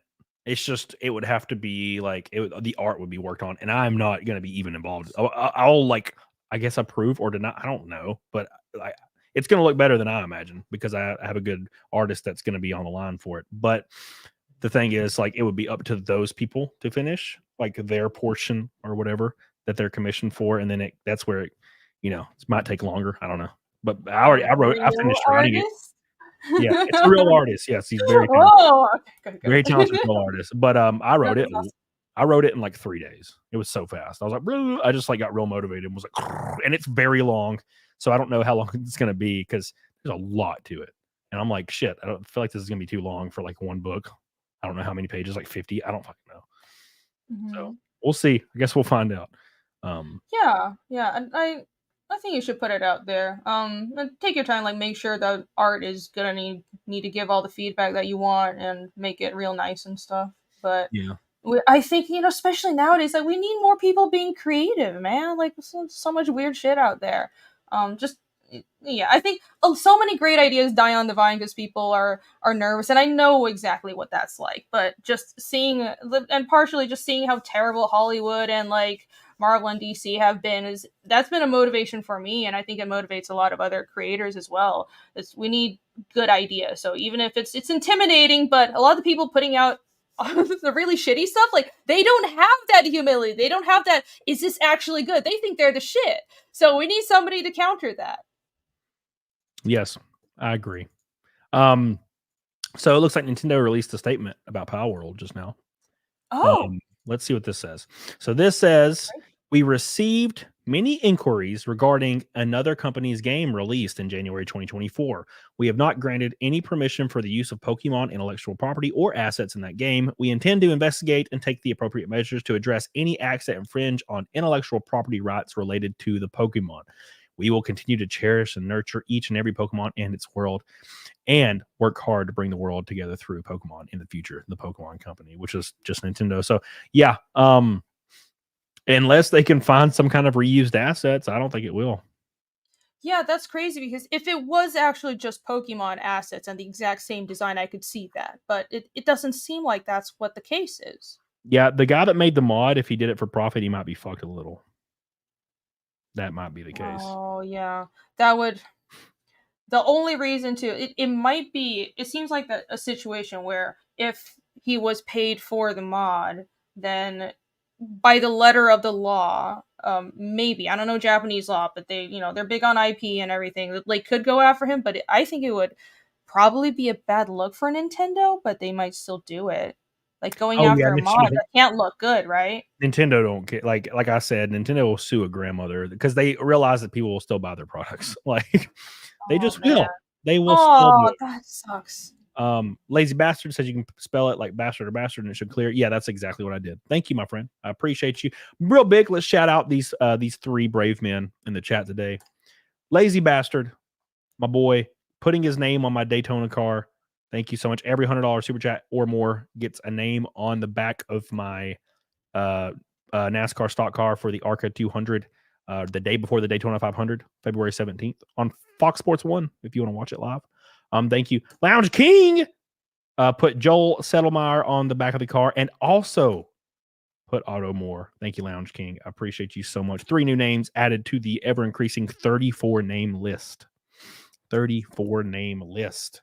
Thank you guys so much for all your support. And I do have one last panel on the car available for sponsorship. If you have a company or anything like that and you want to get the name out there or you want to see it on live TV, stuff like that, or just be represented or just help me out in my journey to try to achieve my dumbass redneck dreams, then DM me on Instagram or Twitter and we'll make that shit happen. I already have all the vinyl printed. I can add more. So hell yeah. Thank you. Let's talk about Barbie. So I actually watched Barbie recently. And I was like, man, I feel like this ending I feel like the movie could have worked better. I don't know if you watched it, but I feel like the movie could have worked better because so Barbie goes to the real world. She realizes that she's not hot shit anymore, like she is in the Barbie world. And then the Ken dolls take over, and then Barbie comes back. And I feel like they could have made it to where the Barbies realize they need the Kens, and the Kens realize they need the Barbies, and they have like a better society, knowing that both of them have value. But at the end, it just goes back to the women being in power again and the men being slaves. And I was like, okay, so I feel like they could have done that a little bit better and make it to where everybody like realizes they have value in society. But they don't really take that route. And the movie's all right. There was like a lot of funny moments, but it was all right. So people were really, really pissed though. Mainly people on Twitter. Let's be completely fair here. And people that are looking for clickbait in their articles were angry that Margot Robbie and Greta Gerwig were not nominated for Best Actress and Best Director at the Oscars. Now, the issue is the movie was all right, but it doesn't really scream Oscar, like not at all. And the issue is it made a good amount of money at the box office because it had a great marketing campaign. I mean, the best way to sell to women, especially women in the West, is just make shit pink and girly. Like the reason women aren't going to see Marvel movies is because you are casting women in male roles and making them like superheroes in like kind of loose like onesies that aren't even revealing, and they run around punching shit and saying like testosterone filled lines that don't make any sense and feels forced. If you make a movie about Barbie where it's cutesy, everything's pink, and it's about being girly, like women like that shit. So that's they marketed it in that way. And it worked out because shocking, women like to see girly shit. I can't believe it, right? I can't believe it. Women are girly. Did you know that? Wow. Yeah. So the movie's not that great. So why would Greta Gerwig get nominated for an Oscar for Best Director when the movie is just kind of all right? But it did make a lot of money. Is that factored in? I don't really think so. Look at The Whale. The Whale didn't make an ass ton of movie, or an ass ton of money. But old dude won an Oscar for it, and his name is eluding me. The guy in The Mummy. Fuck. Bruce, Brad, Brian. I can't think of it either. I can see his face, but I don't. Jared. Fuck. It's like, dude, this always happens when I think of an actor. Chat, save us. Their name, like, just Brendan Fraser. Thank you so much. Fuck. Oh, yeah. Brendan Fraser. There we go. Brendan Fraser. So, yeah, he won an Oscar for The Whale. The Whale didn't make an exorbitant amount of money. And I think they're conflating these two things. Also, Margot Robbie did not win or get nominated for Best Actress. Margot Robbie is not a great actress.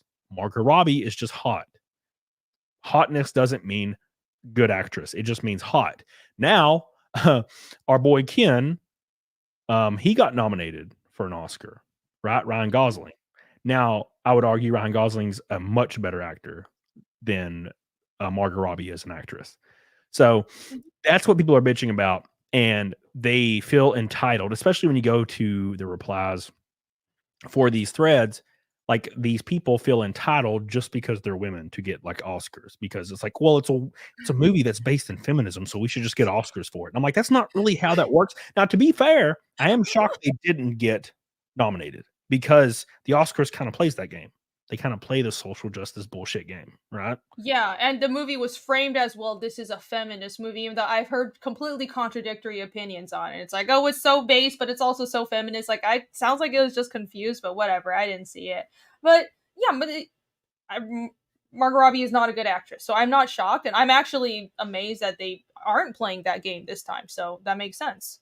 Yeah, For example, it's like Shia LaBeouf. What do you think he's Oscar material from his acting in Transformers? Like, Transformers deserves awards for the visual effects, not the acting. So it's one of those situations.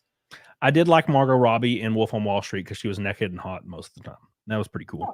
But she hasn't grown as an actress since that movie either. And that movie was in 2013 or some shit. So Jedo Jaga says there are 4 actresses that look like Margot Robbie. One of them is the hotter version of Margot Robbie from the early 2000s, and her name is Jamie Presley. And she was naked in tons of movies, and she literally looks like an AI program made her. Like, she quite literally looks like she's like one of the most perfect women, like looking women in the world. And she was like really big in the early 2000s, and she looks just like Margot Robbie, in my opinion. Chat wants to see. I mean, I'll pull her up. Yeah. I gotta be careful. I gotta be careful. Google Images. You never know. Yeah. Let's be careful with that. But yeah, she it was the early 2000s, so she got nude all the time in movies, and it was awesome. I can't find can I just open this a new tab? Yeah. All right, cool. And I'll just zoom in right there. So this is Jamie Presley. This is her face, which is perfect. Now, obviously, she's much older now. She's like in her 40s, so she doesn't look like this anymore. But she looks a lot like Margot Robbie. She was in she was in Joe Dirt. She was in a lot of things. Right? So she does look like Margot Robbie. Kind of different jawline, but yeah, and she's and then of course, like, now she definitely looks better than her naked. That's for damn sure, because she looked. There's early 2000s actresses, they got naked and everything. Thank God. Back in the good old days. Man, we had like the 90s and early 2000s was just like the best media era, and then before everything went to shit. Oh, I miss it. I miss it, dude. I really, really do. I miss women being just naked all the time, and now they're not. Now, dude, every time I turn on and that's what my intro says. By the way, that intro thing was like 2 years ago, and it's gotten worse. I watched The Boys, for example. The TV show The Boys, and every other character, every episode, almost every episode, every other character's got like their dick out, and like they're like naked, and it shows their ass like in every other scene, and then like you'll see like a ton of dicks. Just like flaccid dicks everywhere. And finally, Starlight, or whatever her name is, like Huey grabs her and transports her because he like took some of the juice that made him have superpowers. And it makes your clothes come off because you teleport. So you're just naked when you show up wherever you go. And Huey's naked, and it's just showing him from behind, and he's like this frail, like skinny dude that's just naked with his ass out and everything. And then every time it showed her, it was just her from like the collarbones up. It would never show anything. This must be so frustrating. Dude, like, I'm like sitting there shaking. I'm like, show her ass, show something.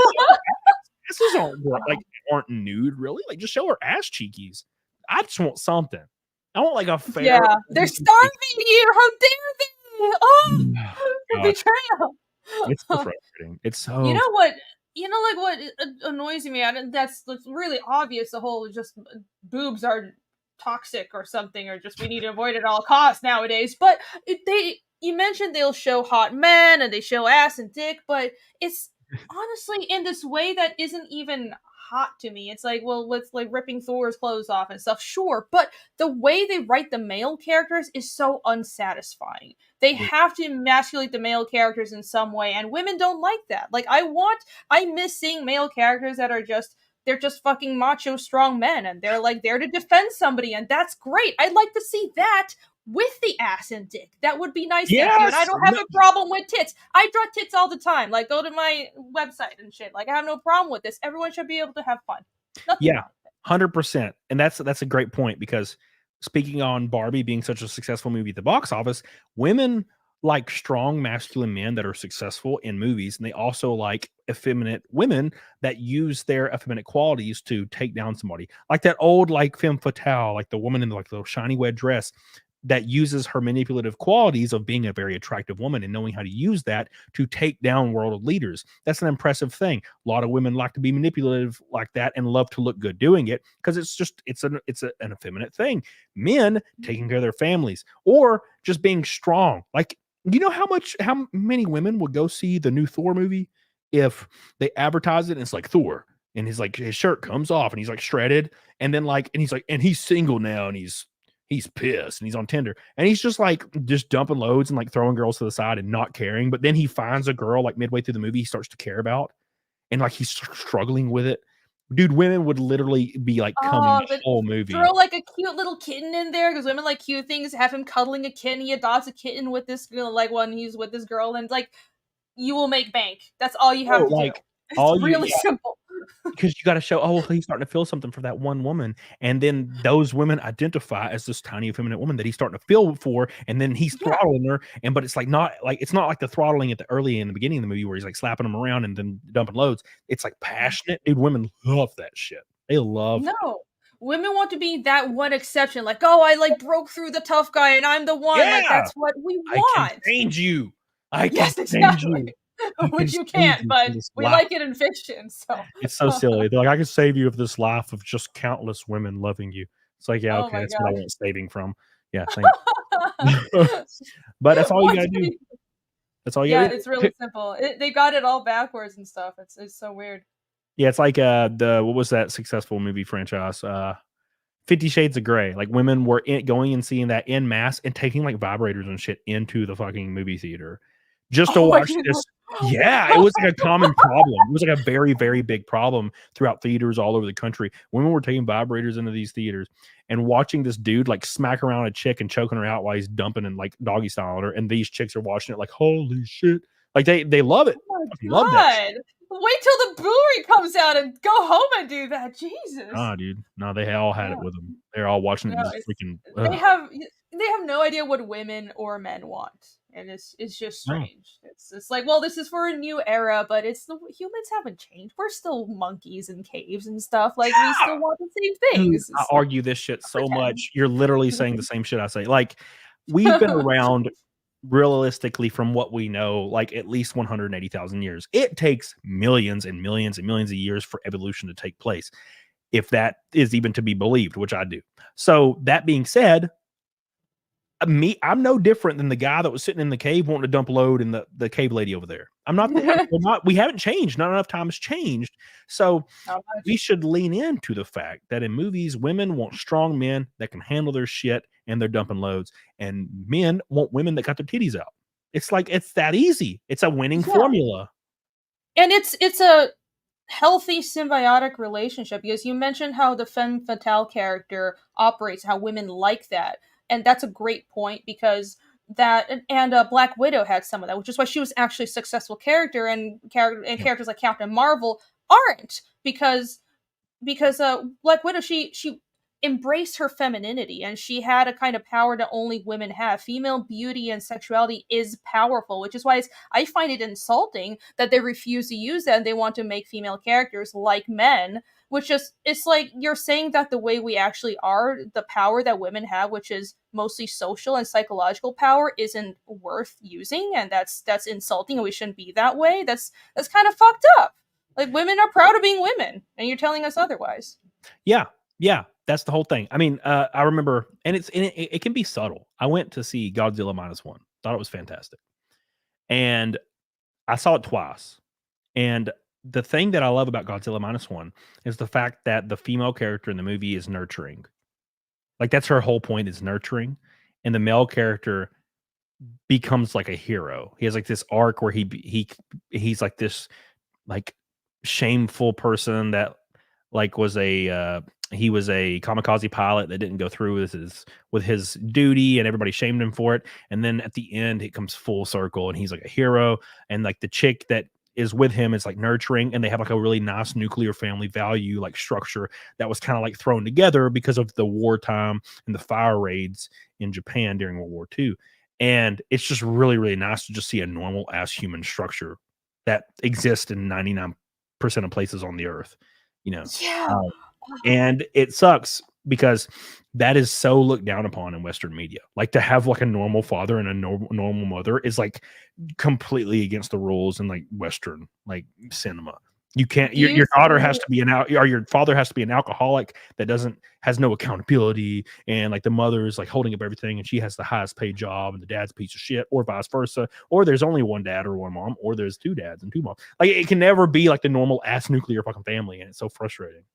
No, and like honestly, it's just something that it just really shocked me. Where the nuclear family is it's a very Western thing, and there's a whole bunch of like sociology stuff I'm really into, but I'm not going to like elaborate on that and nerd out about it now. But the idea of a nuclear family isn't universal across the planet, but in the Western sense, it's the building block of Western civilization. That's very important, and it's being torn down now, which is why we have so many damn social problems. And it's terrible. It's shocking to me when I first moved to say I didn't grow up here. I grew up in Taiwan, and I come from a place where both sides of my family, no divorces. And it's like I come here and people were shocked when I told them my parents were still together. And I'm like, of course they are, aren't yours? And then I didn't realize just how prevalent the divorce rates are here. And it's just I think it's, I understand things don't work out and all that stuff, but it society wide for it to be so common and for families to not be the default, I think it becomes a problem. It kind of is like it ruins people in a certain way, and I don't want to be insulting, but I think it's really bad for people.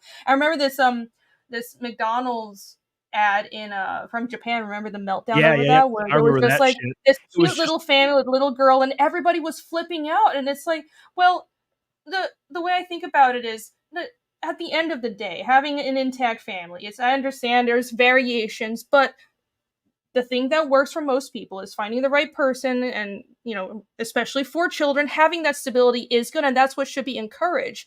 But in the West, we're taking this opposite view of, well, because there are different family structures, and let's portray that instead of encouraging what is ideal. It's something wrong with idealizing, well, like the male and female forms that we were talking about, and that extensive family structure as well. Why can't we just idealize things and aspire to be something better? We just have to represent what we already see in daily lives and say, this is okay. We don't have to try. Let's just be okay with us as we are, as our own sloppy selves, and we're imperfect, and we don't have to aspire to be better. I think that's what it is saying. It's weird to me. I have such a weird perspective, and I guess it's weird nowadays because my mom and dad have been married for 39 years now, or 41. I don't know. They've been married for a long time. They're still together. Parents, yeah, and it's funny because just that fact is so important to like, the next generation, right? It's not the end all be all, but it's very, very important to the success of like the next generation.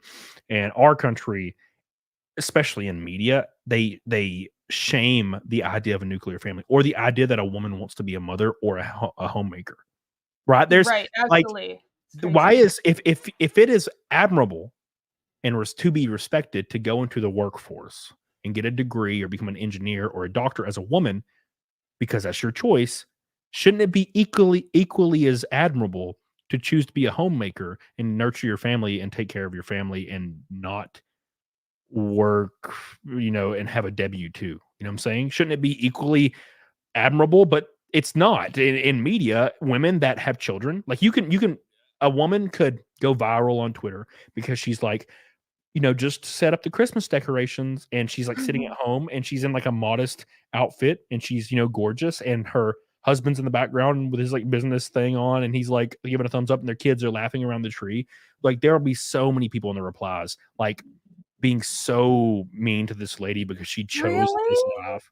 Yeah, dude, it is so looked down upon. It is so looked down upon to just be a mother in the West. The contrast is just insane because it's like, how do you describe it? If someone doesn't, because I have friends that they just don't want to be mothers, they don't want kids. So okay, I get that, but that's your choice. But like, shaming someone for their choice. I thought feminism was about choice, but now it's going toward in the opposite direction. We've gone full circle, horseshoe theory, or what the fuck ever, where it's not about choice. Women have to be a certain way, otherwise you must be shamed for it. And even if you have kids, you have to throw them into daycare. You can't actually want to raise your own kids, which is just absolutely ludicrous. And I'm glad I have the perspective of being raised in Asia, because like where I was raised, and I think there's, you can tip too far either way, right? There's ultra traditionalism where people don't have the choices, and I think that's going too far back, because like my grandma's generation is like she didn't have, you know, full education. It's because she was a girl. That stuff's stupid. But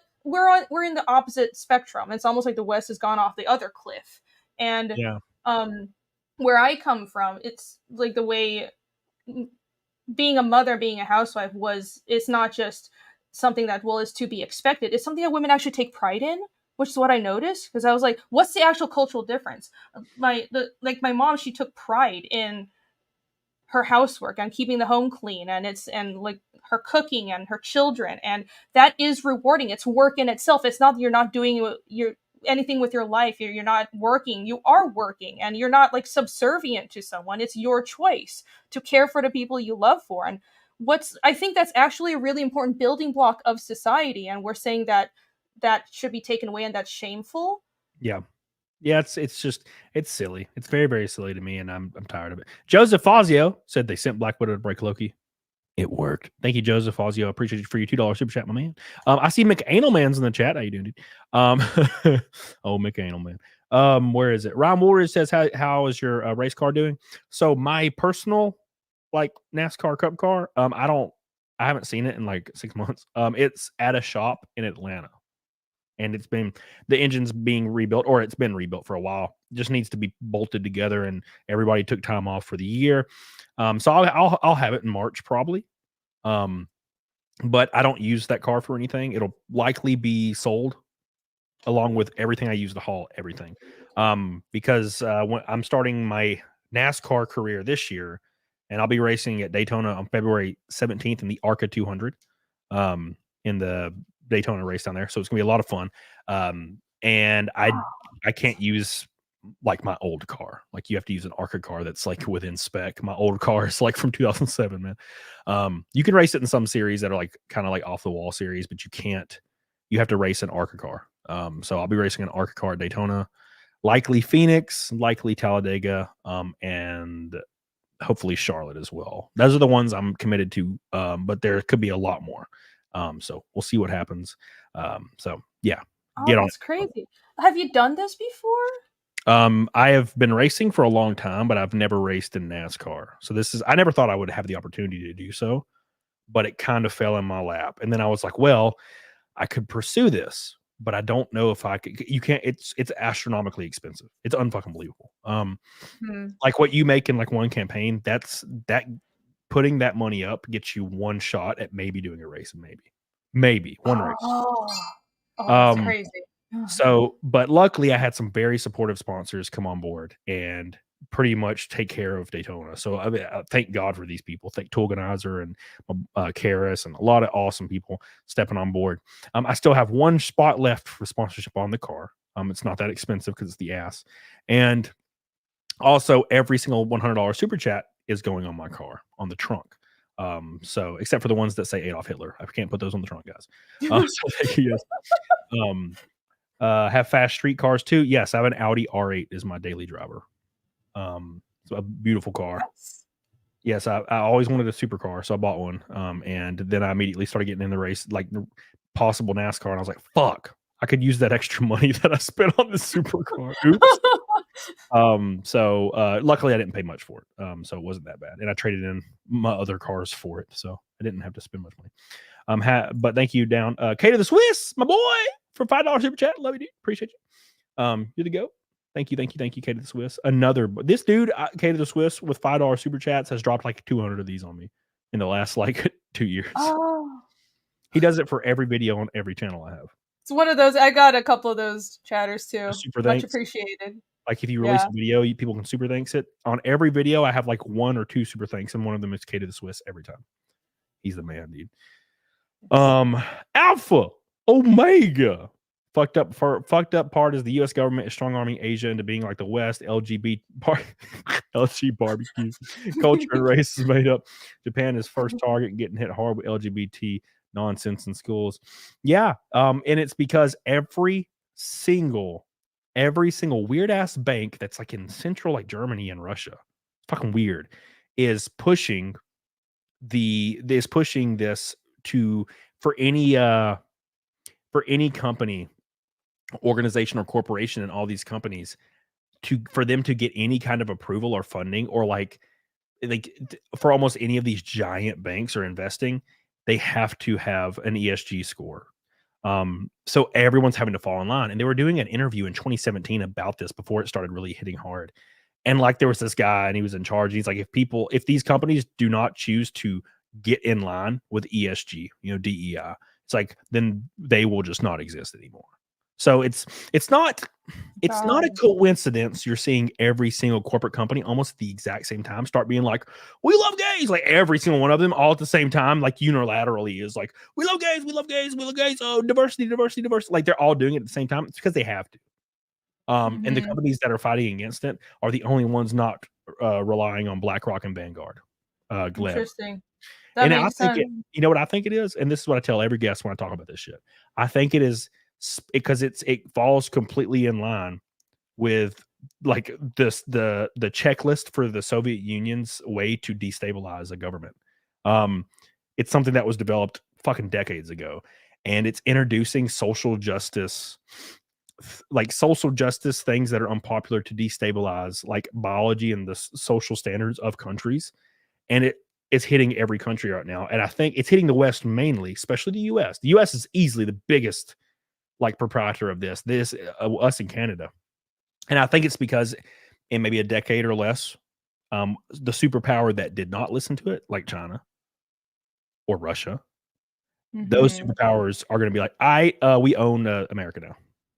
Well, it's interesting that we're not going to do they're it. separating themselves financially with the banking system. They don't have to listen to this stuff. And 100%. like, what I think what you're talking about is like Yuri Bezmenov stuff, which I've heard some people say, I don't know if like he's actually planned or if he's legit, but what he said makes sense for destabilizing a civilization from the inside. And the West, and especially the US, is uniquely susceptible to that because America's thing is being open. We're open to ideas, and there were so few safeguards. It's kind of like America kind of like rested on its laurels a bit. We're like, oh, we're so open, we'll take in everybody, we're like cultural melting pot. But then you're so open minded, your brain falls out of your head essentially, and you welcome in ideas that are uncontained, and people didn't fight it in time, and now it's completely taking over. And 100%. you kind of can't root it out when it's at the level of like big money. Yeah, and that's the thing is our enlistment for our military is an all-time low. Our military is following these same ideals. Everybody's effeminate. And it's like Flash would agree with me. It's all Western white women's fault because for some I don't know if it's because they're filled with so much guilt for the majority of them being upper middle class, but they always act offended on behalf of everyone. And they are always the people that are in these job titles of diversity officers, like chief diversity officer of every company is like a white lady with glasses that's 45. And that's the most dangerous person you could ever have in that kind of position. And they're leading every university now and all these things. And making a country weak is perfect for a country like Russia and China, who made 95% of the DEI and inclusivity shit completely illegal in their countries. Like it's on the law books. It makes it very easy for them to just come in and slap us around immediately. How are we going to fight back? Except for like the South, because we all have guns. McSandman says, where do we find out where to pick up the last sponsor spot? Just DM me on Twitter. That's it, my man. DM me on Twitter or Instagram. ASAP, because I am working on vinyls right now for them. I got a company literally doing it right now, so I can send them everything immediately. Thank you, McSandman. I appreciate you. And I need to have a contingency plan for certain things. So is enlistment at an all-time low, really? I'm pretty sure I heard that today. I could be wrong, but I heard that today. I read it today in an article. But again, I've been hearing that for a while, but I don't know. I'm not up to date with that stuff. Yeah. It wouldn't surprise me though, with all like the fucking soy ass army ads and all that stuff. Like, oh, I have 2 moms and joined the army. Who? Why? The people that I do know that have served had said that which was shocking. You would think that the military would be the bastion of, well, like red Americanism, is the whole gung ho like patriotism and everything. But everything I've heard from multiple people that I do know in the service as well, it's like they're babying service members. It's like, well, they want Xboxes, they want to be comfortable, they don't want to work too hard, we're lowering the physical training standards. And I'm like, well, it could be anecdotal because usually, you know, my friends agree with me politically, but I hear it so much, I don't know. And with the ads and everything, I wouldn't be surprised if enlistment was down. Yeah, it just seems every single issue that crops up seems to be completely designed to destabilize the West. And it's places like I think it was Oregon passed a law statewide that high schoolers don't even need to be able to read or to write to pass high school. The reason being, yes, they passed this like last year. So I'm pretty sure it's Oregon. It could be Washington State. It's either Washington State or Oregon. It's one of them bitches. And they passed a law that that students are not required to be able to be literate to pass high school. Why? Because it disproportionately affected people of color. Kind of like in California, they made it it was in Oregon. Thank you.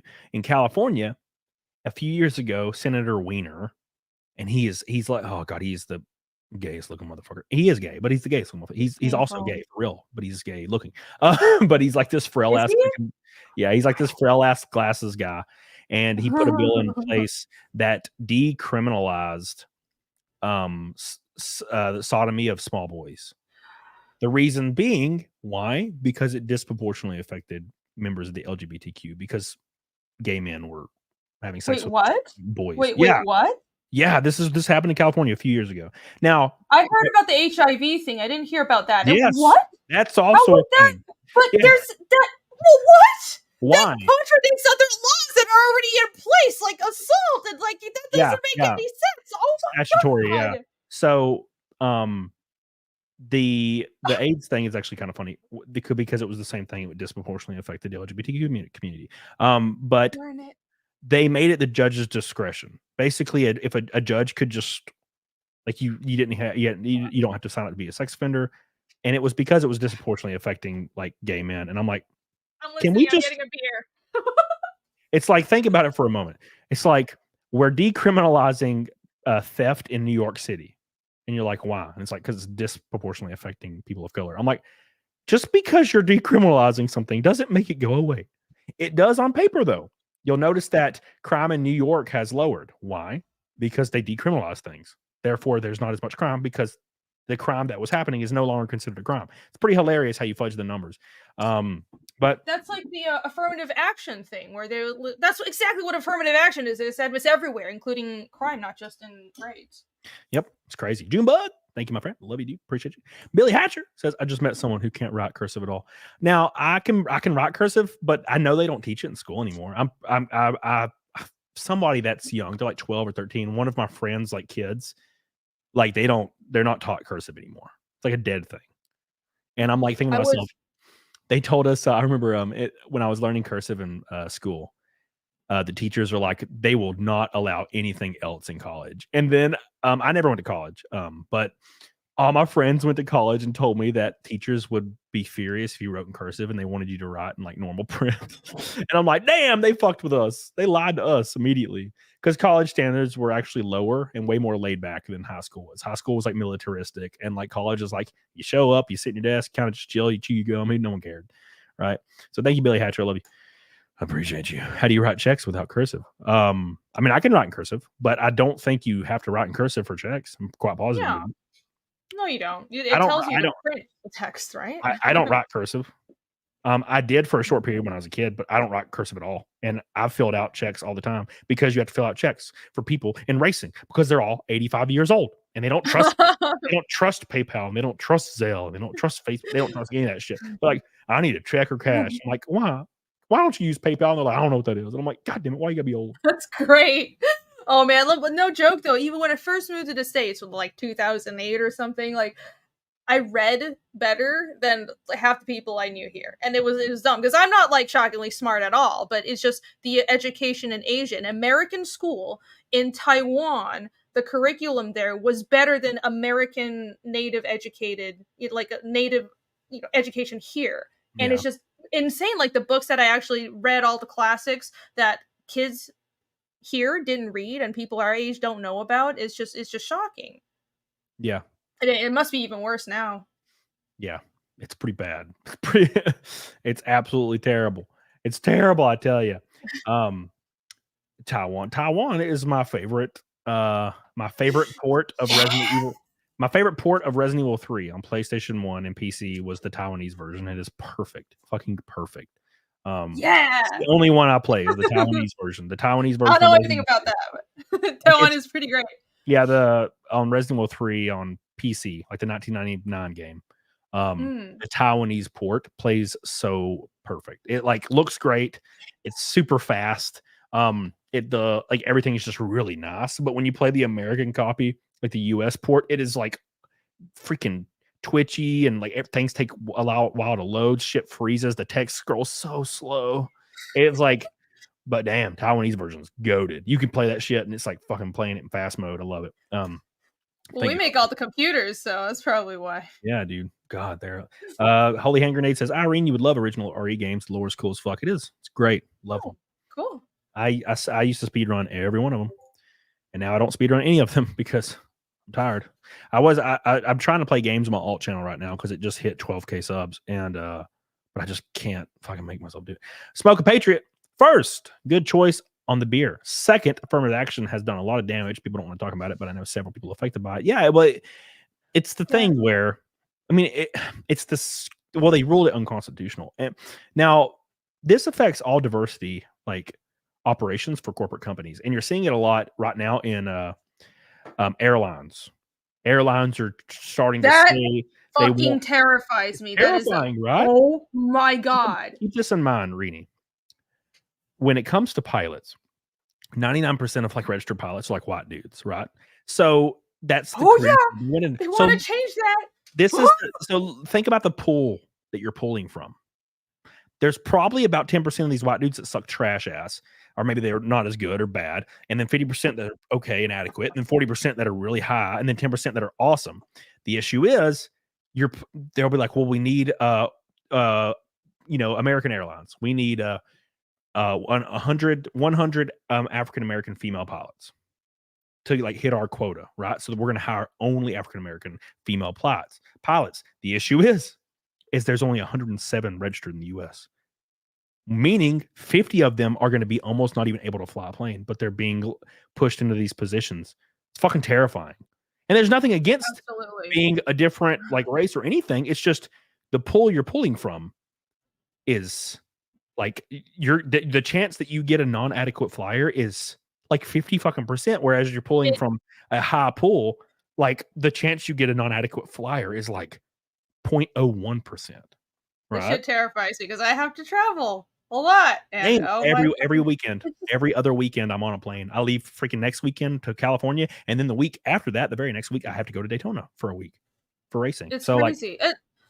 The problem is they're not actually addressing the problem, and so there's multiple fronts to this issue. They're saying, well, the idea behind DEI is that if there is any sort of demographic inequality, if an industry isn't exactly representative of the actual proportions in the demographics, like the whole population, right, then there must be discrimination, which is not true because they're not taking into account preference. For example, sex is one of the biggest example of this. Men and women choose different careers, have different preferences, and culture plays into that too. So that might affect why there are more Chinese people in tech or something, more Indian people in medicine and all this shit. And you can't force people to change that. That's just how they naturally choose. It's not because of discrimination. But also when there is discrimination, for example, changing crime laws to make crime look like it's going down on the books, and because we don't want to prosecute these many minorities, it looks bad, or all this other stupid stuff. You're not actually solving the problem that there are actually people that are disenfranchised or that are underprivileged and all that stuff, and you're not actually helping them. You're just changing the numbers on the surface, and these people are still underprivileged. They're still committing crimes, but they don't have any other path to go to, and you're not fixing the actual issue. So it's the dumbest, most baby brain bullshit ever. Yep. But welcome to America. Yep, that's the scary thing is too, because I don't have an option other than to fly. You know, I mean, I live in the U.S. and I have to. I'm likely going to be racing at Phoenix March 8th, which is 2 weeks after Daytona. Phoenix is in Arizona. I'm not driving to Arizona. That's like 30 hours from Alabama, right? No, we don't have trains either, which is like, I don't know. Yeah. I've been ranting about this ever. There ain't no way in hell I'm gonna get on a train either, Randy. Like I'm not gonna get on a train because that's gonna be 15 hours. It's probably gonna be even worse. It would have to go straight there at like 300 miles an hour to even make a dent in that shit, right? Yeah, I mean, we should have a high-speed rail, but that's a different discussion. Yeah, and our country is too freaking massive, dude. It's like a lot of people don't realize or can't fathom because they think of Europe, for example. Europe's a good example. Europe is barely larger than Texas. Mm-hmm. One state, barely larger than Texas. Fucking Alaska is half the size of the U.S. You know, the U.S. is vast. So yeah, trains could definitely work, but they would have to be set up in a certain way, and they'd have to be like really high in the sky and like go straight, like straight as fuck. And then they'd have to go fast. It'd be like they'd have to at least go 300 miles an hour to like make a dent in any like air traffic that we have, because trains in America are not fast. They're like Harry Potter trains. No, they're not. When I was like broke as shit, I took Amtrak. It was horrible. I was like trying to go from like South Georgia to North Georgia. It was like 13 hours because it was like totally, it was horrible. But like, you know, like at least regional railways, because all the infrastructure is there. But I know all the problems. They don't want to like update it and all that shit. And I think like at least in the Northeast and stuff and the Pacific Northwest, like you gotta have regional high-speed rails. I hear that sounds logical, and at least you have a fucking transit that's functional in cities like Atlanta, which I live in Atlanta, and it's like nothing is functional. It's okay anyways, but it's just insane that there's the only way to travel across country is air travel, and that's not going to change. But now they're trying to sabotage that as well. And why are we just like stabbing ourselves and saying, this is good, this is like because we're so guilty? We must literally give our lives. We must literally give our lives on the altar to prove that we're not racist. No, like that's literally what it's about. There are quite literally people out there that would not fight back in a stabbing just to prove they're not racist.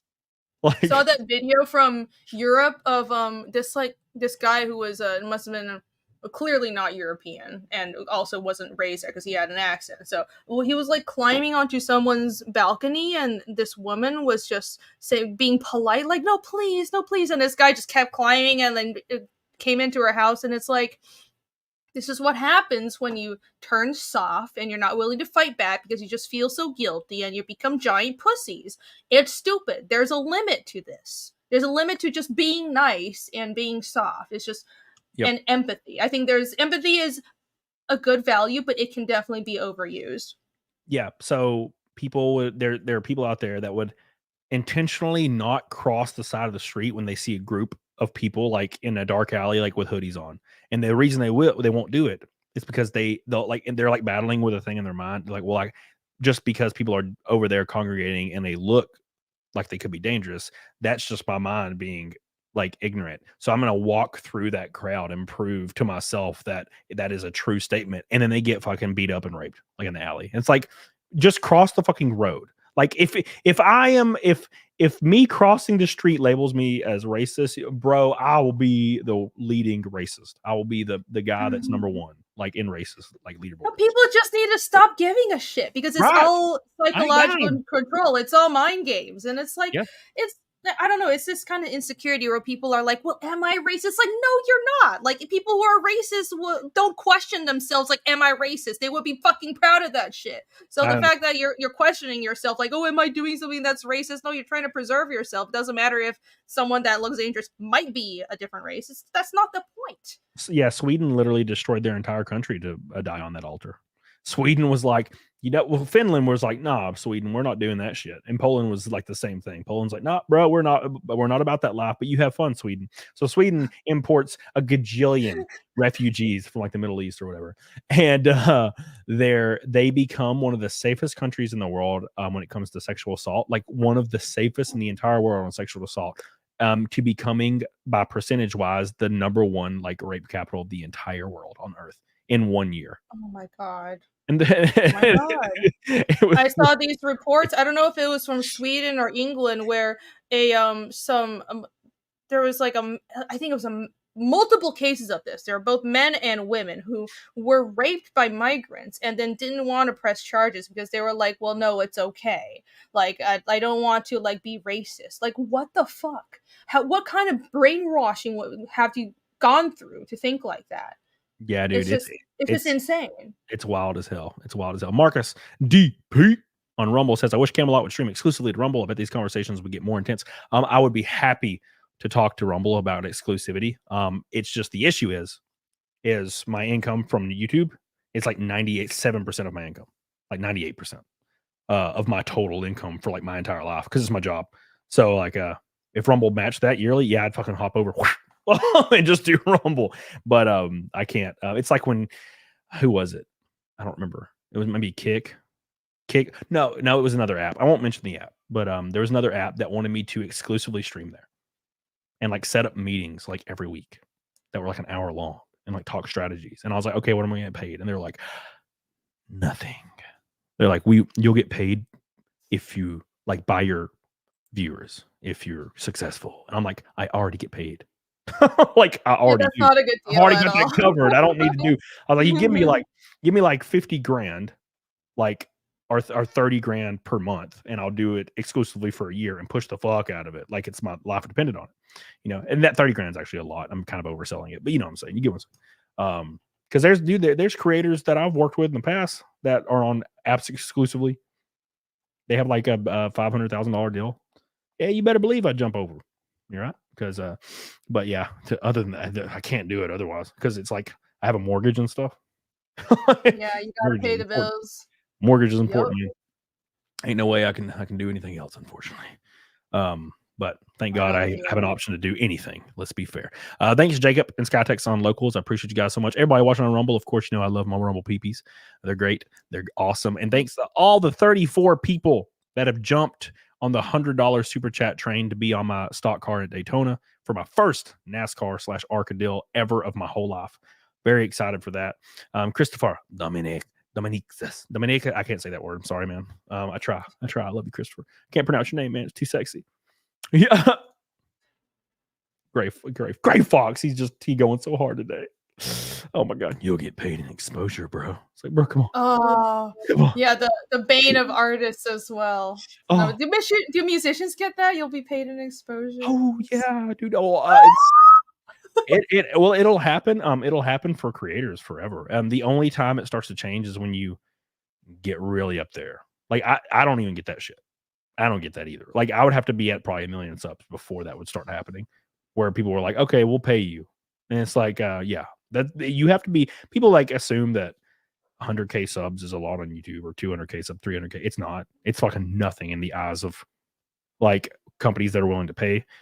A lot of these companies have went exclusively to like the biggest stars in the world, a flavor of the month creators. Like there'll be a creator that goes viral on Twitch and gets like a gajillion watchers for like 2 streams because they do something stupid like put a bag over their head and pass out or something, like 19 or 15-year-old kids, like no joke.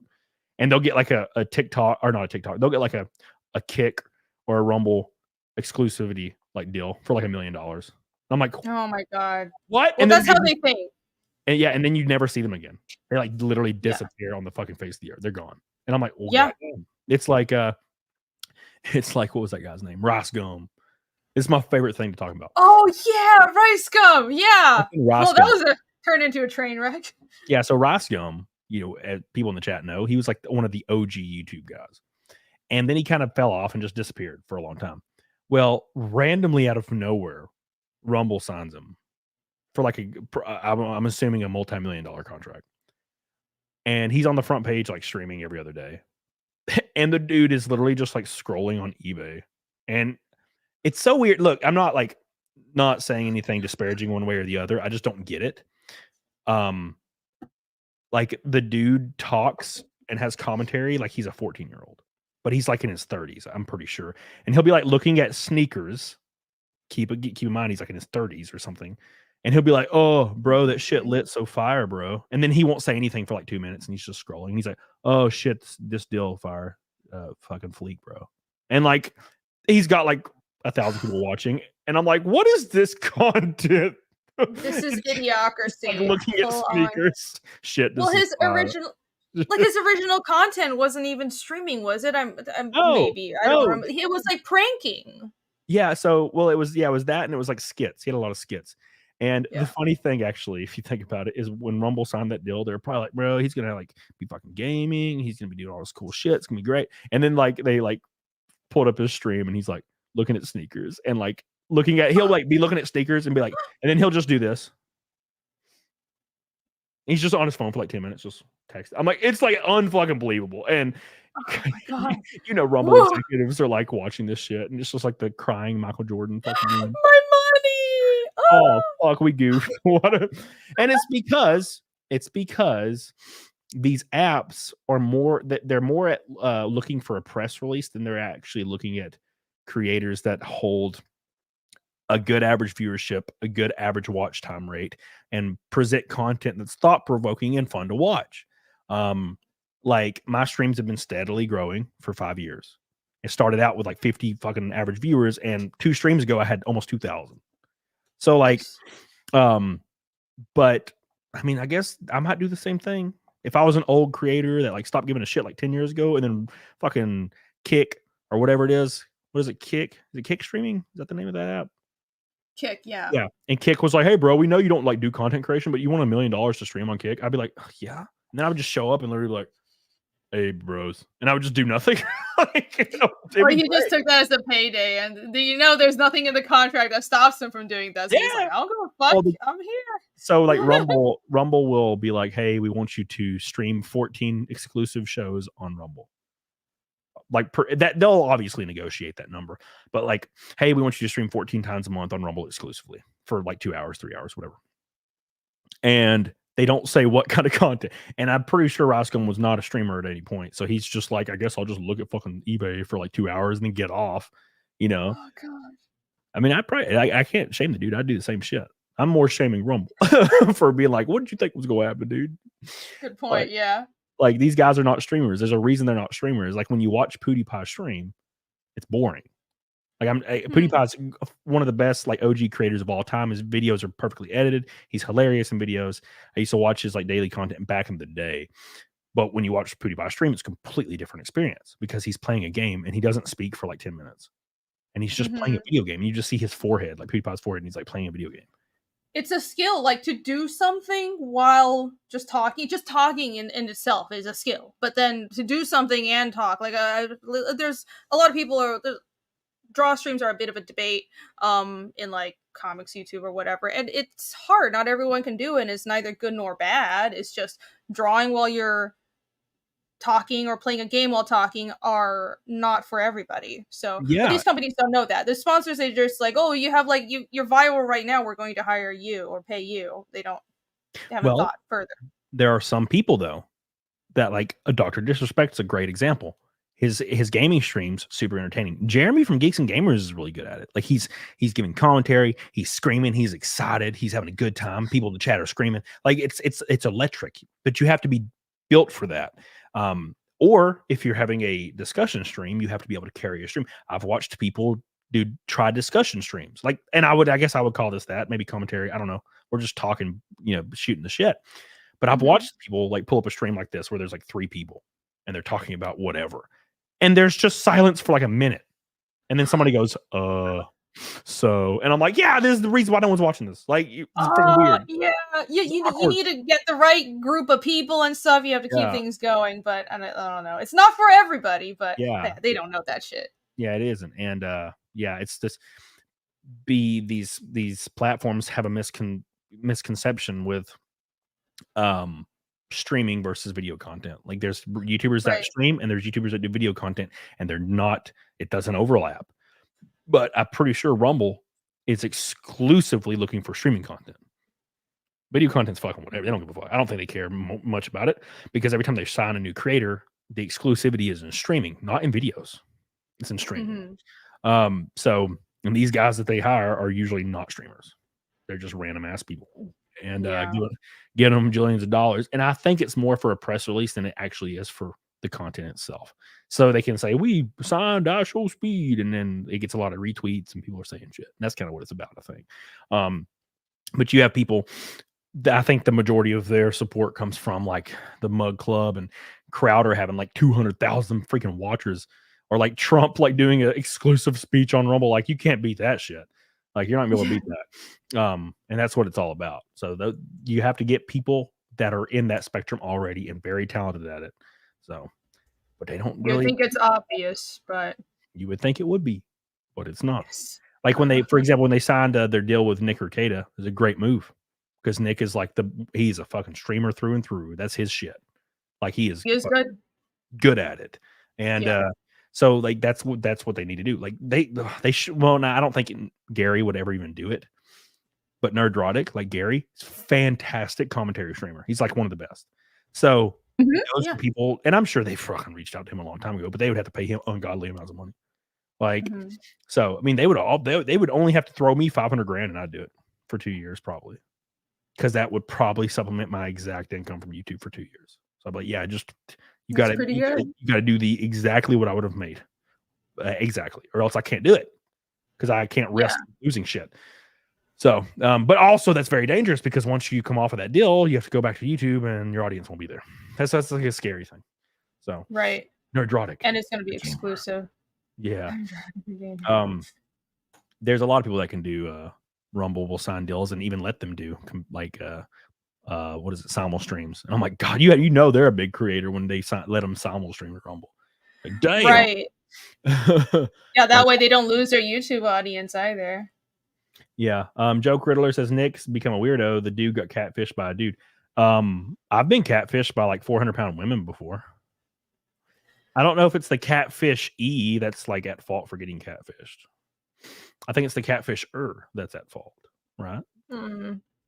I would think so. I don't know what's going on with that though. Oh, that was some goofy person. Some like person that was posing as a woman was like a man, like for years.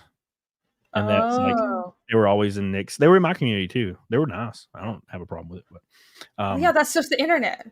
Yeah, that's like half the people in this chat that have female profile pictures of dude. I mean, look at Snafu. There's one of them. Yes, I know for a fact that's not Snafu in that picture. Or is it? This whole time. It's my doppelganger. I can't believe you've been watching my streams for so long. Every one of them. Because Snafu's every one of them. Bit of a stalker. Yeah. He finally asked me to come on. I can't believe this. Right. Yeah.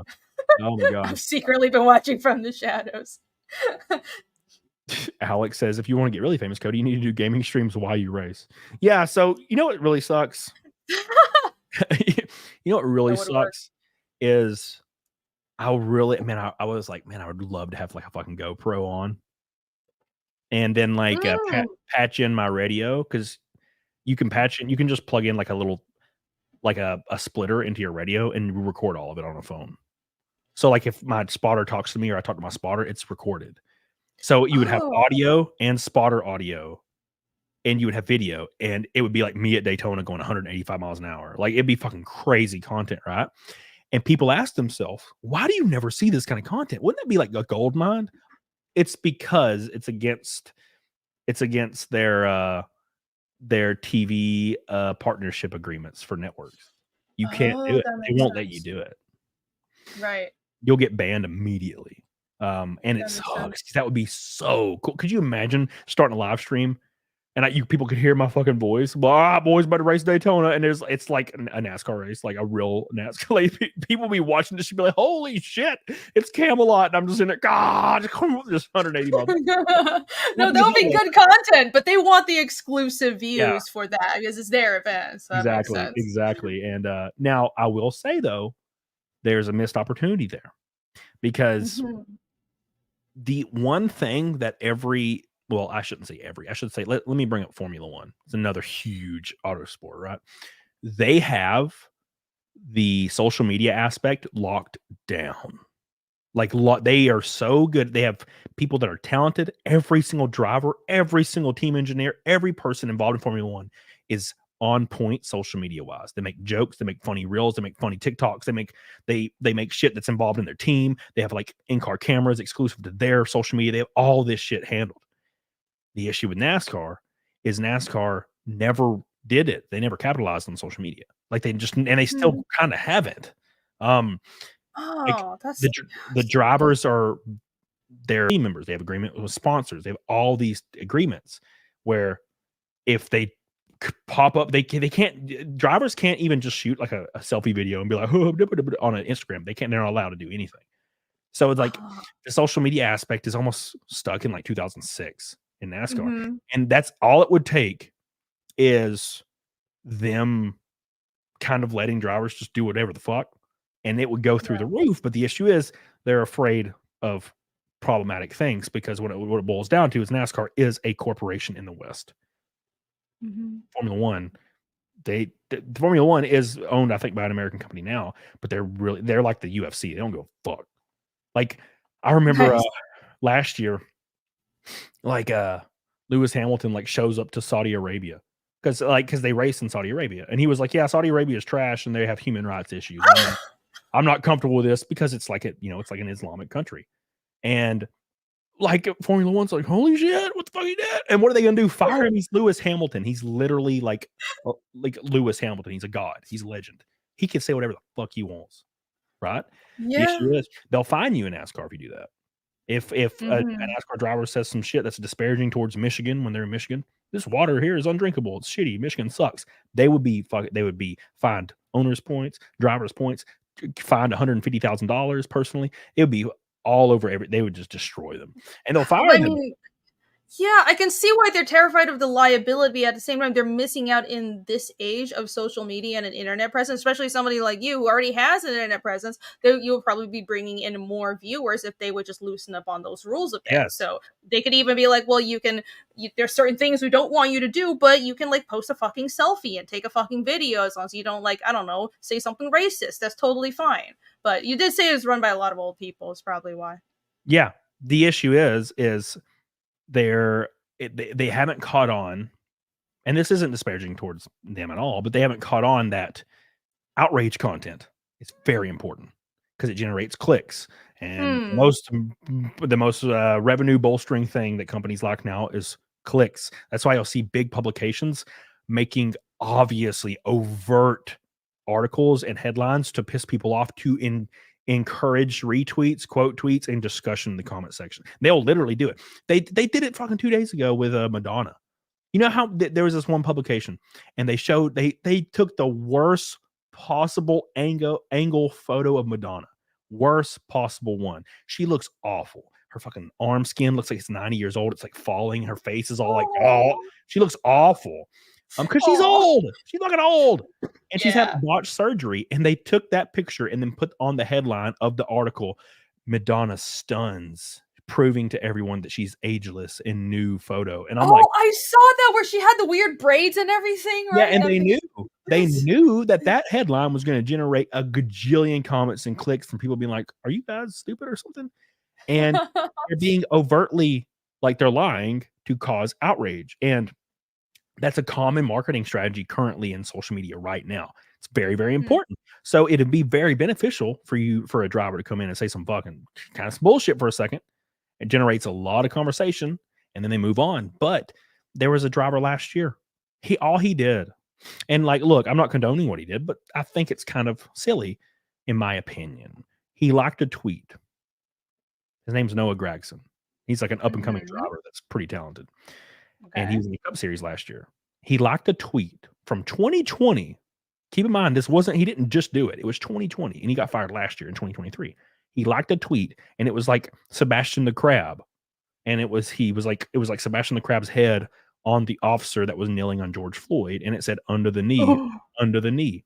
You know, everything's good. That's what, and it's just a stupid meme. He liked it in 2020 and got fired in 2023 because and had to take a sensitivity training course to be reinstated. That's crazy. Stupid. I mean, it's it's his own like personal social media, first of all, but retroactively looking at the shit people liked or even said years ago, I think that's like the worst cancel culture bullshit. What they should have done, and this is just me talking out my ass, they should have been like, they should have like made a statement, and then they make a statement, and everybody makes a statement, and then it generates gajillion like clicks out the ass, and then all they have to say is like this. Well, they can make a statement, but all they have to do is these drivers, it's their opinion, doesn't represent the opinion of the company, what the fuck ever, and that's all they have to do instead of actually putting this iron clause on what they're allowed to say and do. Like I mean, the most perfect thing you can do is say what Dana White said about the UFC 2 days ago. They were like, "Hey, what do you think about this one guy like saying hateful stuff against the LGBTQ?" And Dana White's like, "I don't give a fuck. Like he can say what he can say whatever he wants to say. I don't give a damn about that." And the journalist couldn't believe it. He's like, "What? You're supposed to fire him? I'm so confused." It's like, no, I don't care. And that's all they have to do. Like what people and organizations are failing to realize, they haven't adopted. Like they don't catch on. GameStop's a good example. Like they don't catch on with the times. They just stay fucking in 2002 for 20 years and then go bankrupt. And that's what these corporations do that are involved in entertainment. Dana White's a good example of not doing that. He's like, fuck y'all, I don't care. He can say whatever he wants to. I'm not his fucking dad. If NASCAR made statements like that for their drivers that did something problematic, you know, and they were just like, oh yeah, well, I don't go. You might misconstrue him as my son. He's not. Like he just that if that's what he says, then that's what he says. It doesn't have to do with anything of the sport he's involved in. So next question, exactly. All they have to do is say, I don't care. What they don't understand is the only tactic these people have are shaming. If you just show them you're not capable of being shamed, they fucking move on and they don't attack you anymore. They're like, oh, well, fuck, we can't hurt that person next. And then they move on to the next. That's all it is. Exactly. You know? Shame and guilt. That's what it is with anything that's like that, or that's essentially cancel culture and all this SJW shit. They want you to feel guilty, but just don't bow down. It's crazy. It's so easy. All you gotta do is say fuck off, and then they're like, oh shit, I guess we can't. We have no power over him. Snafu. That's right. Dino Crisis stream. Never gonna happen. Slosher says this photo isn't me, but I am retarded. Thank you, Slosher. I appreciate that. Thank you so much, Slosher. David McFarlane, funny meme. They got two in their feelings about it. Yeah, I agree. And I'm not even saying like I wouldn't have liked that meme because I think it's cringe. I'm gonna be completely like forward or transparent. The meme about George Floyd is so cringe.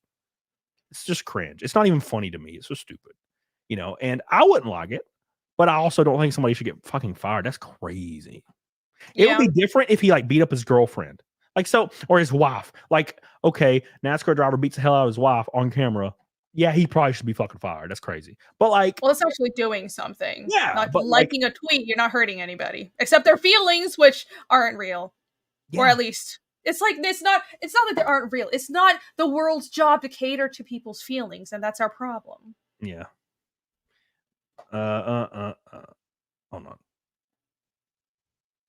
Sorry, I was responding to me. Oh, thank you. Sonia's been posting links to my stuff. Thank you so much. She's always doing that. She's good. Best. She's a good noodle. Good egg, Sonia. I appreciate it. Bill Dozer says Renee is so damn genuine.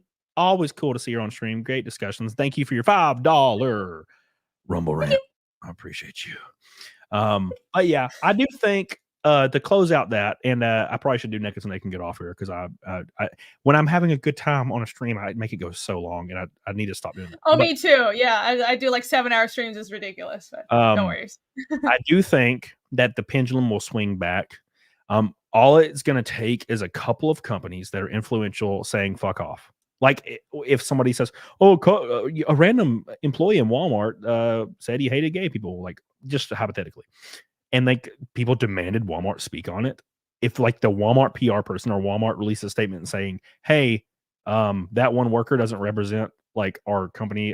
We don't care. Stop tagging us in this. Like, or even just said, fuck off. They could literally do Walmart with a Walmart header say, we don't care. Fuck off. And everybody would be like, yeah, I'm going to Walmart now, even though I hate Walmart. We're all going. You know what I'm saying? Well, regular So, people don't care, and I no think one cares. my worry is that because it's this top down force with all this like social movement that are, oh yeah, it's like the people speaking. No, it's not. It's the corporations, all these DAI funds telling people this is how you should think and telling corporations this is what you should say. But on the ground level, normal people don't give a shit about this. So it's sort of the corporations have to choose. They're being told one thing from people giving them money, but then their actual customers don't give a fuck. And regular people are getting more and more fed up with this. So it's essentially, well, the corporations in the middle, you have to choose which way do I go? And I do hope that they're going to side with regular people that don't care and that are actually giving them money, because otherwise they're going to go down. I hope they realize that. It feels forced and disingenuous because you're right. It is. The vast majority of people, they think all this is cringe. So then you see like Walmart or, you know, a sport making a statement. We are disturbed by the comment. They don't give a fuck. They're just trying to protect their interests. Exactly. All it takes is one company, one influential company with a problem of this magnitude, and they respond, fuck off, we don't care. And then every company would follow suit. They would all be like, oh, what? Fuck off, because it would generate clicks. People would be like, oh wow, this is giving us a lot of positive press. Fuck off. And then none of that shit would matter anymore. But it's going to take one. Somebody has to do it. Thank God for UFC, because they're kind of paving the way. Unfortunately, UFC's kind of been considered that fringe for a little while. So it's not exactly surprising to see that come from Dana White. But that's been the case. Maromi says X is trying it. Well, X is fake. So the reason I say that is the actions of Elon Musk are not real. And because there are still people right now getting unjustly banned for saying something that is satirical, that involves like leftist politics. They could say the same thing about conservatives and they won't get banned. But there are still people that are occupying this space, still getting banned every single day for it. There are still people of this space getting silenced every single day for it. Nothing has changed at all on Twitter. The only thing that's changed is Elon Musk is like commenting on his personal account on like spicy stuff. That is literally the only difference. I have been banned on Twitter for 6 months over nothing. Literally nothing. It would be different if I was like a justifiable reason. I'd be like, well, this is silly, but you know, I did say a fucked up thing. No, I'm banned for something stupid. Like I quote tweeted a satirical article and got perma-banned for it for life. There was dozens of giant creators that quote tweeted the same shit I quote tweeted, and they didn't get banned. I got banned because one person that apparently might have somebody in Twitter that they know, they added the support team on that tweet, the satirical quote article, and I got banned, perma-banned immediately for it.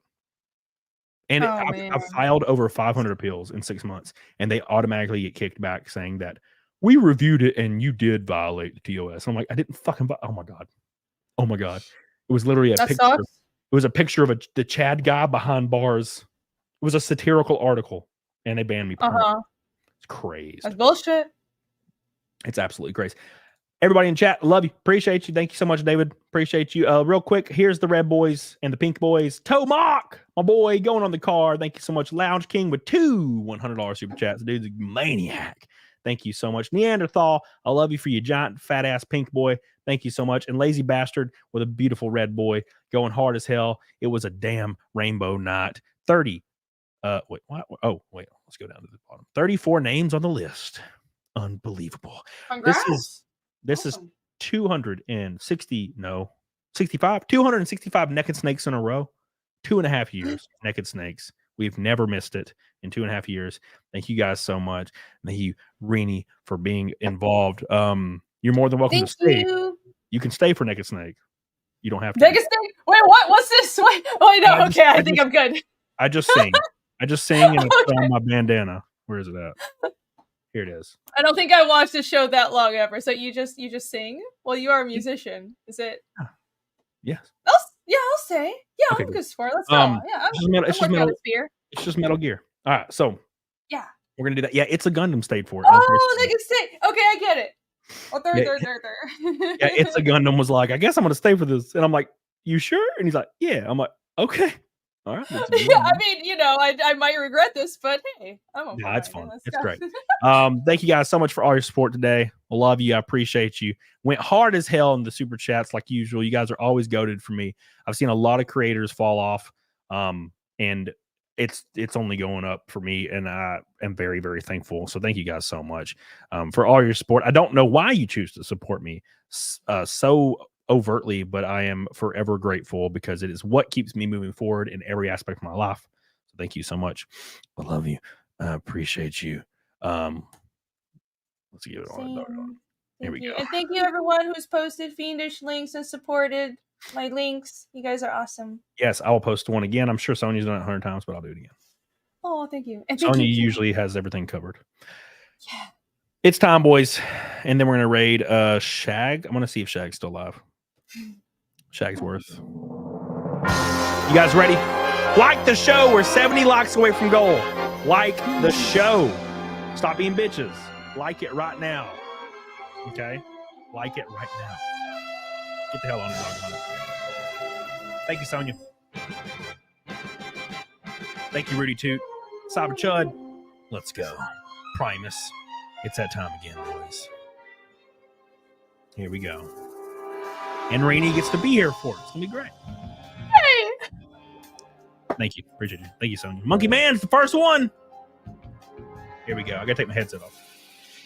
What a thrill with darkness and silence through the night. What a thrill. I'm searching. Hope you guys are ready. Hope you guys are ready. Here we go. 265 in a row, boys. But you're so supreme.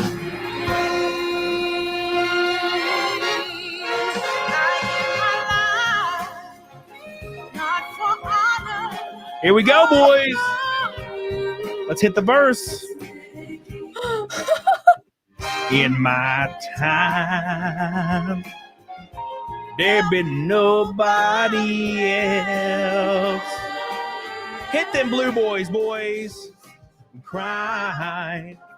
It's the way I fly to you. I'm still in a dream, snake eater. Best part's coming. Here we go. Someday we'll go the rain. Someday you feed on a tree frog.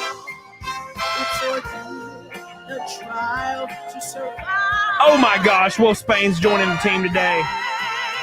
Thank you, Wolf Spain. We love you. My God. I give my life, boys. Not for honor, but for Wolf Spain. Thank you, my friend. We're going to hit the last verse here in a second. I can't sing, otherwise I'd sing along. Well, you're Asian. Yeah, I Asian can't sing. Okay. They can't sing and they can't reach the top of the kitchen counters. No. Thank you, Slacklust. I appreciate you. Love you. Hypnotic, love you. I appreciate you. Here we go. Best part of the stream. Here we go. One last time. The last titty jiggle for everybody in the chat. Here we go. Thank you guys so much. Slacklust, love you. Thank you, Jesus. Here we go. Rudy Toot. Make sure you like the stream, boys. Here we go. Get on it, dog on it.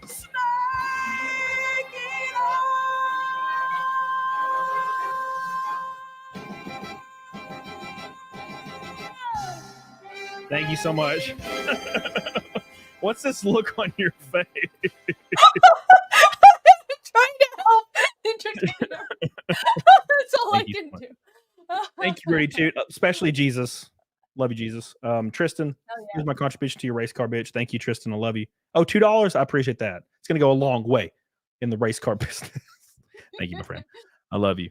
I appreciate you. So this was the clip where you and Cecil were shirtless and with your bandana on and drinking. That's what the clip was from. Oh, okay. I did see that because that was hilarious. I've had the craziest get. I've had Critical Drinker do it with me. He's got over almost 2 million subs. I've had women do it. Zia does it every show. I've had Anna, that Star Wars girl, has done it. Steph, the Alter Nerd, has done it. They just take off their shirts and they're just in like their titties are out with their bras on. I'm like, what? You are a brave woman. These women are crazy. That's impressive. You gay. Thank you, Hypnotic. 5 months? Jesus, man. Thank you. It's so cool when like another creator like has like it's just a member for like a long time. Like, wow. You're already made it. You don't need to support me. No, I'm just kidding. Oh yeah, Hypnotic's cool. Yeah, I just met him the other day. He's awesome. He's the GOAT. All right, boys. We are let me make sure my boy's still going before I fucking start doing anything. Hold on. I don't like rating people when they're fucking getting off. I'm like, oops, I goofed. All right, yeah, we're gonna raid Shag on his midweek hump stream. Give him some love in the chat, boys. I'll see you guys on Saturday. It'll be me, Zia, my co-host on Camel Thoughts, and Brandy Summers. Right? Brandy? The Brandy Summers? Brandy Summers? Is that her name? Brandy? Mandy. What is wrong with me? Mandy Summers. Why am I saying Brandy? I thought I just had Brandy in my life. Mandy Summers. She better not fuck me this time. Time to get a drink. Better not fuck me. She always fucks me. She just doesn't. She hasn't shown up twice to schedule a stream. Oh no! I'm gonna kill her this time. I know where she lives. Okay. I'll go find her. No! Oh no! Now me and Mandy, we grew up in the exact same city. Yeah. Are you in Georgia? I'm in Alabama. I don't know if she's in Georgia. I don't know if she's in Georgia now, but we both grew up in the exact same city in Alabama. Oh, cool. We don't know each other. It's weird. Small world. Small world. Tell everybody in Shag stream I love you. I appreciate you guys. I'll see you guys Saturday. Me and Mandy. Thank you, Rennie, again. Make sure you follow Are You Back? Fiendish 2.5. Thank you so much. Thank you. And thanks for having me on. You're awesome. Hell yeah. All right. Bye, everybody. Good night.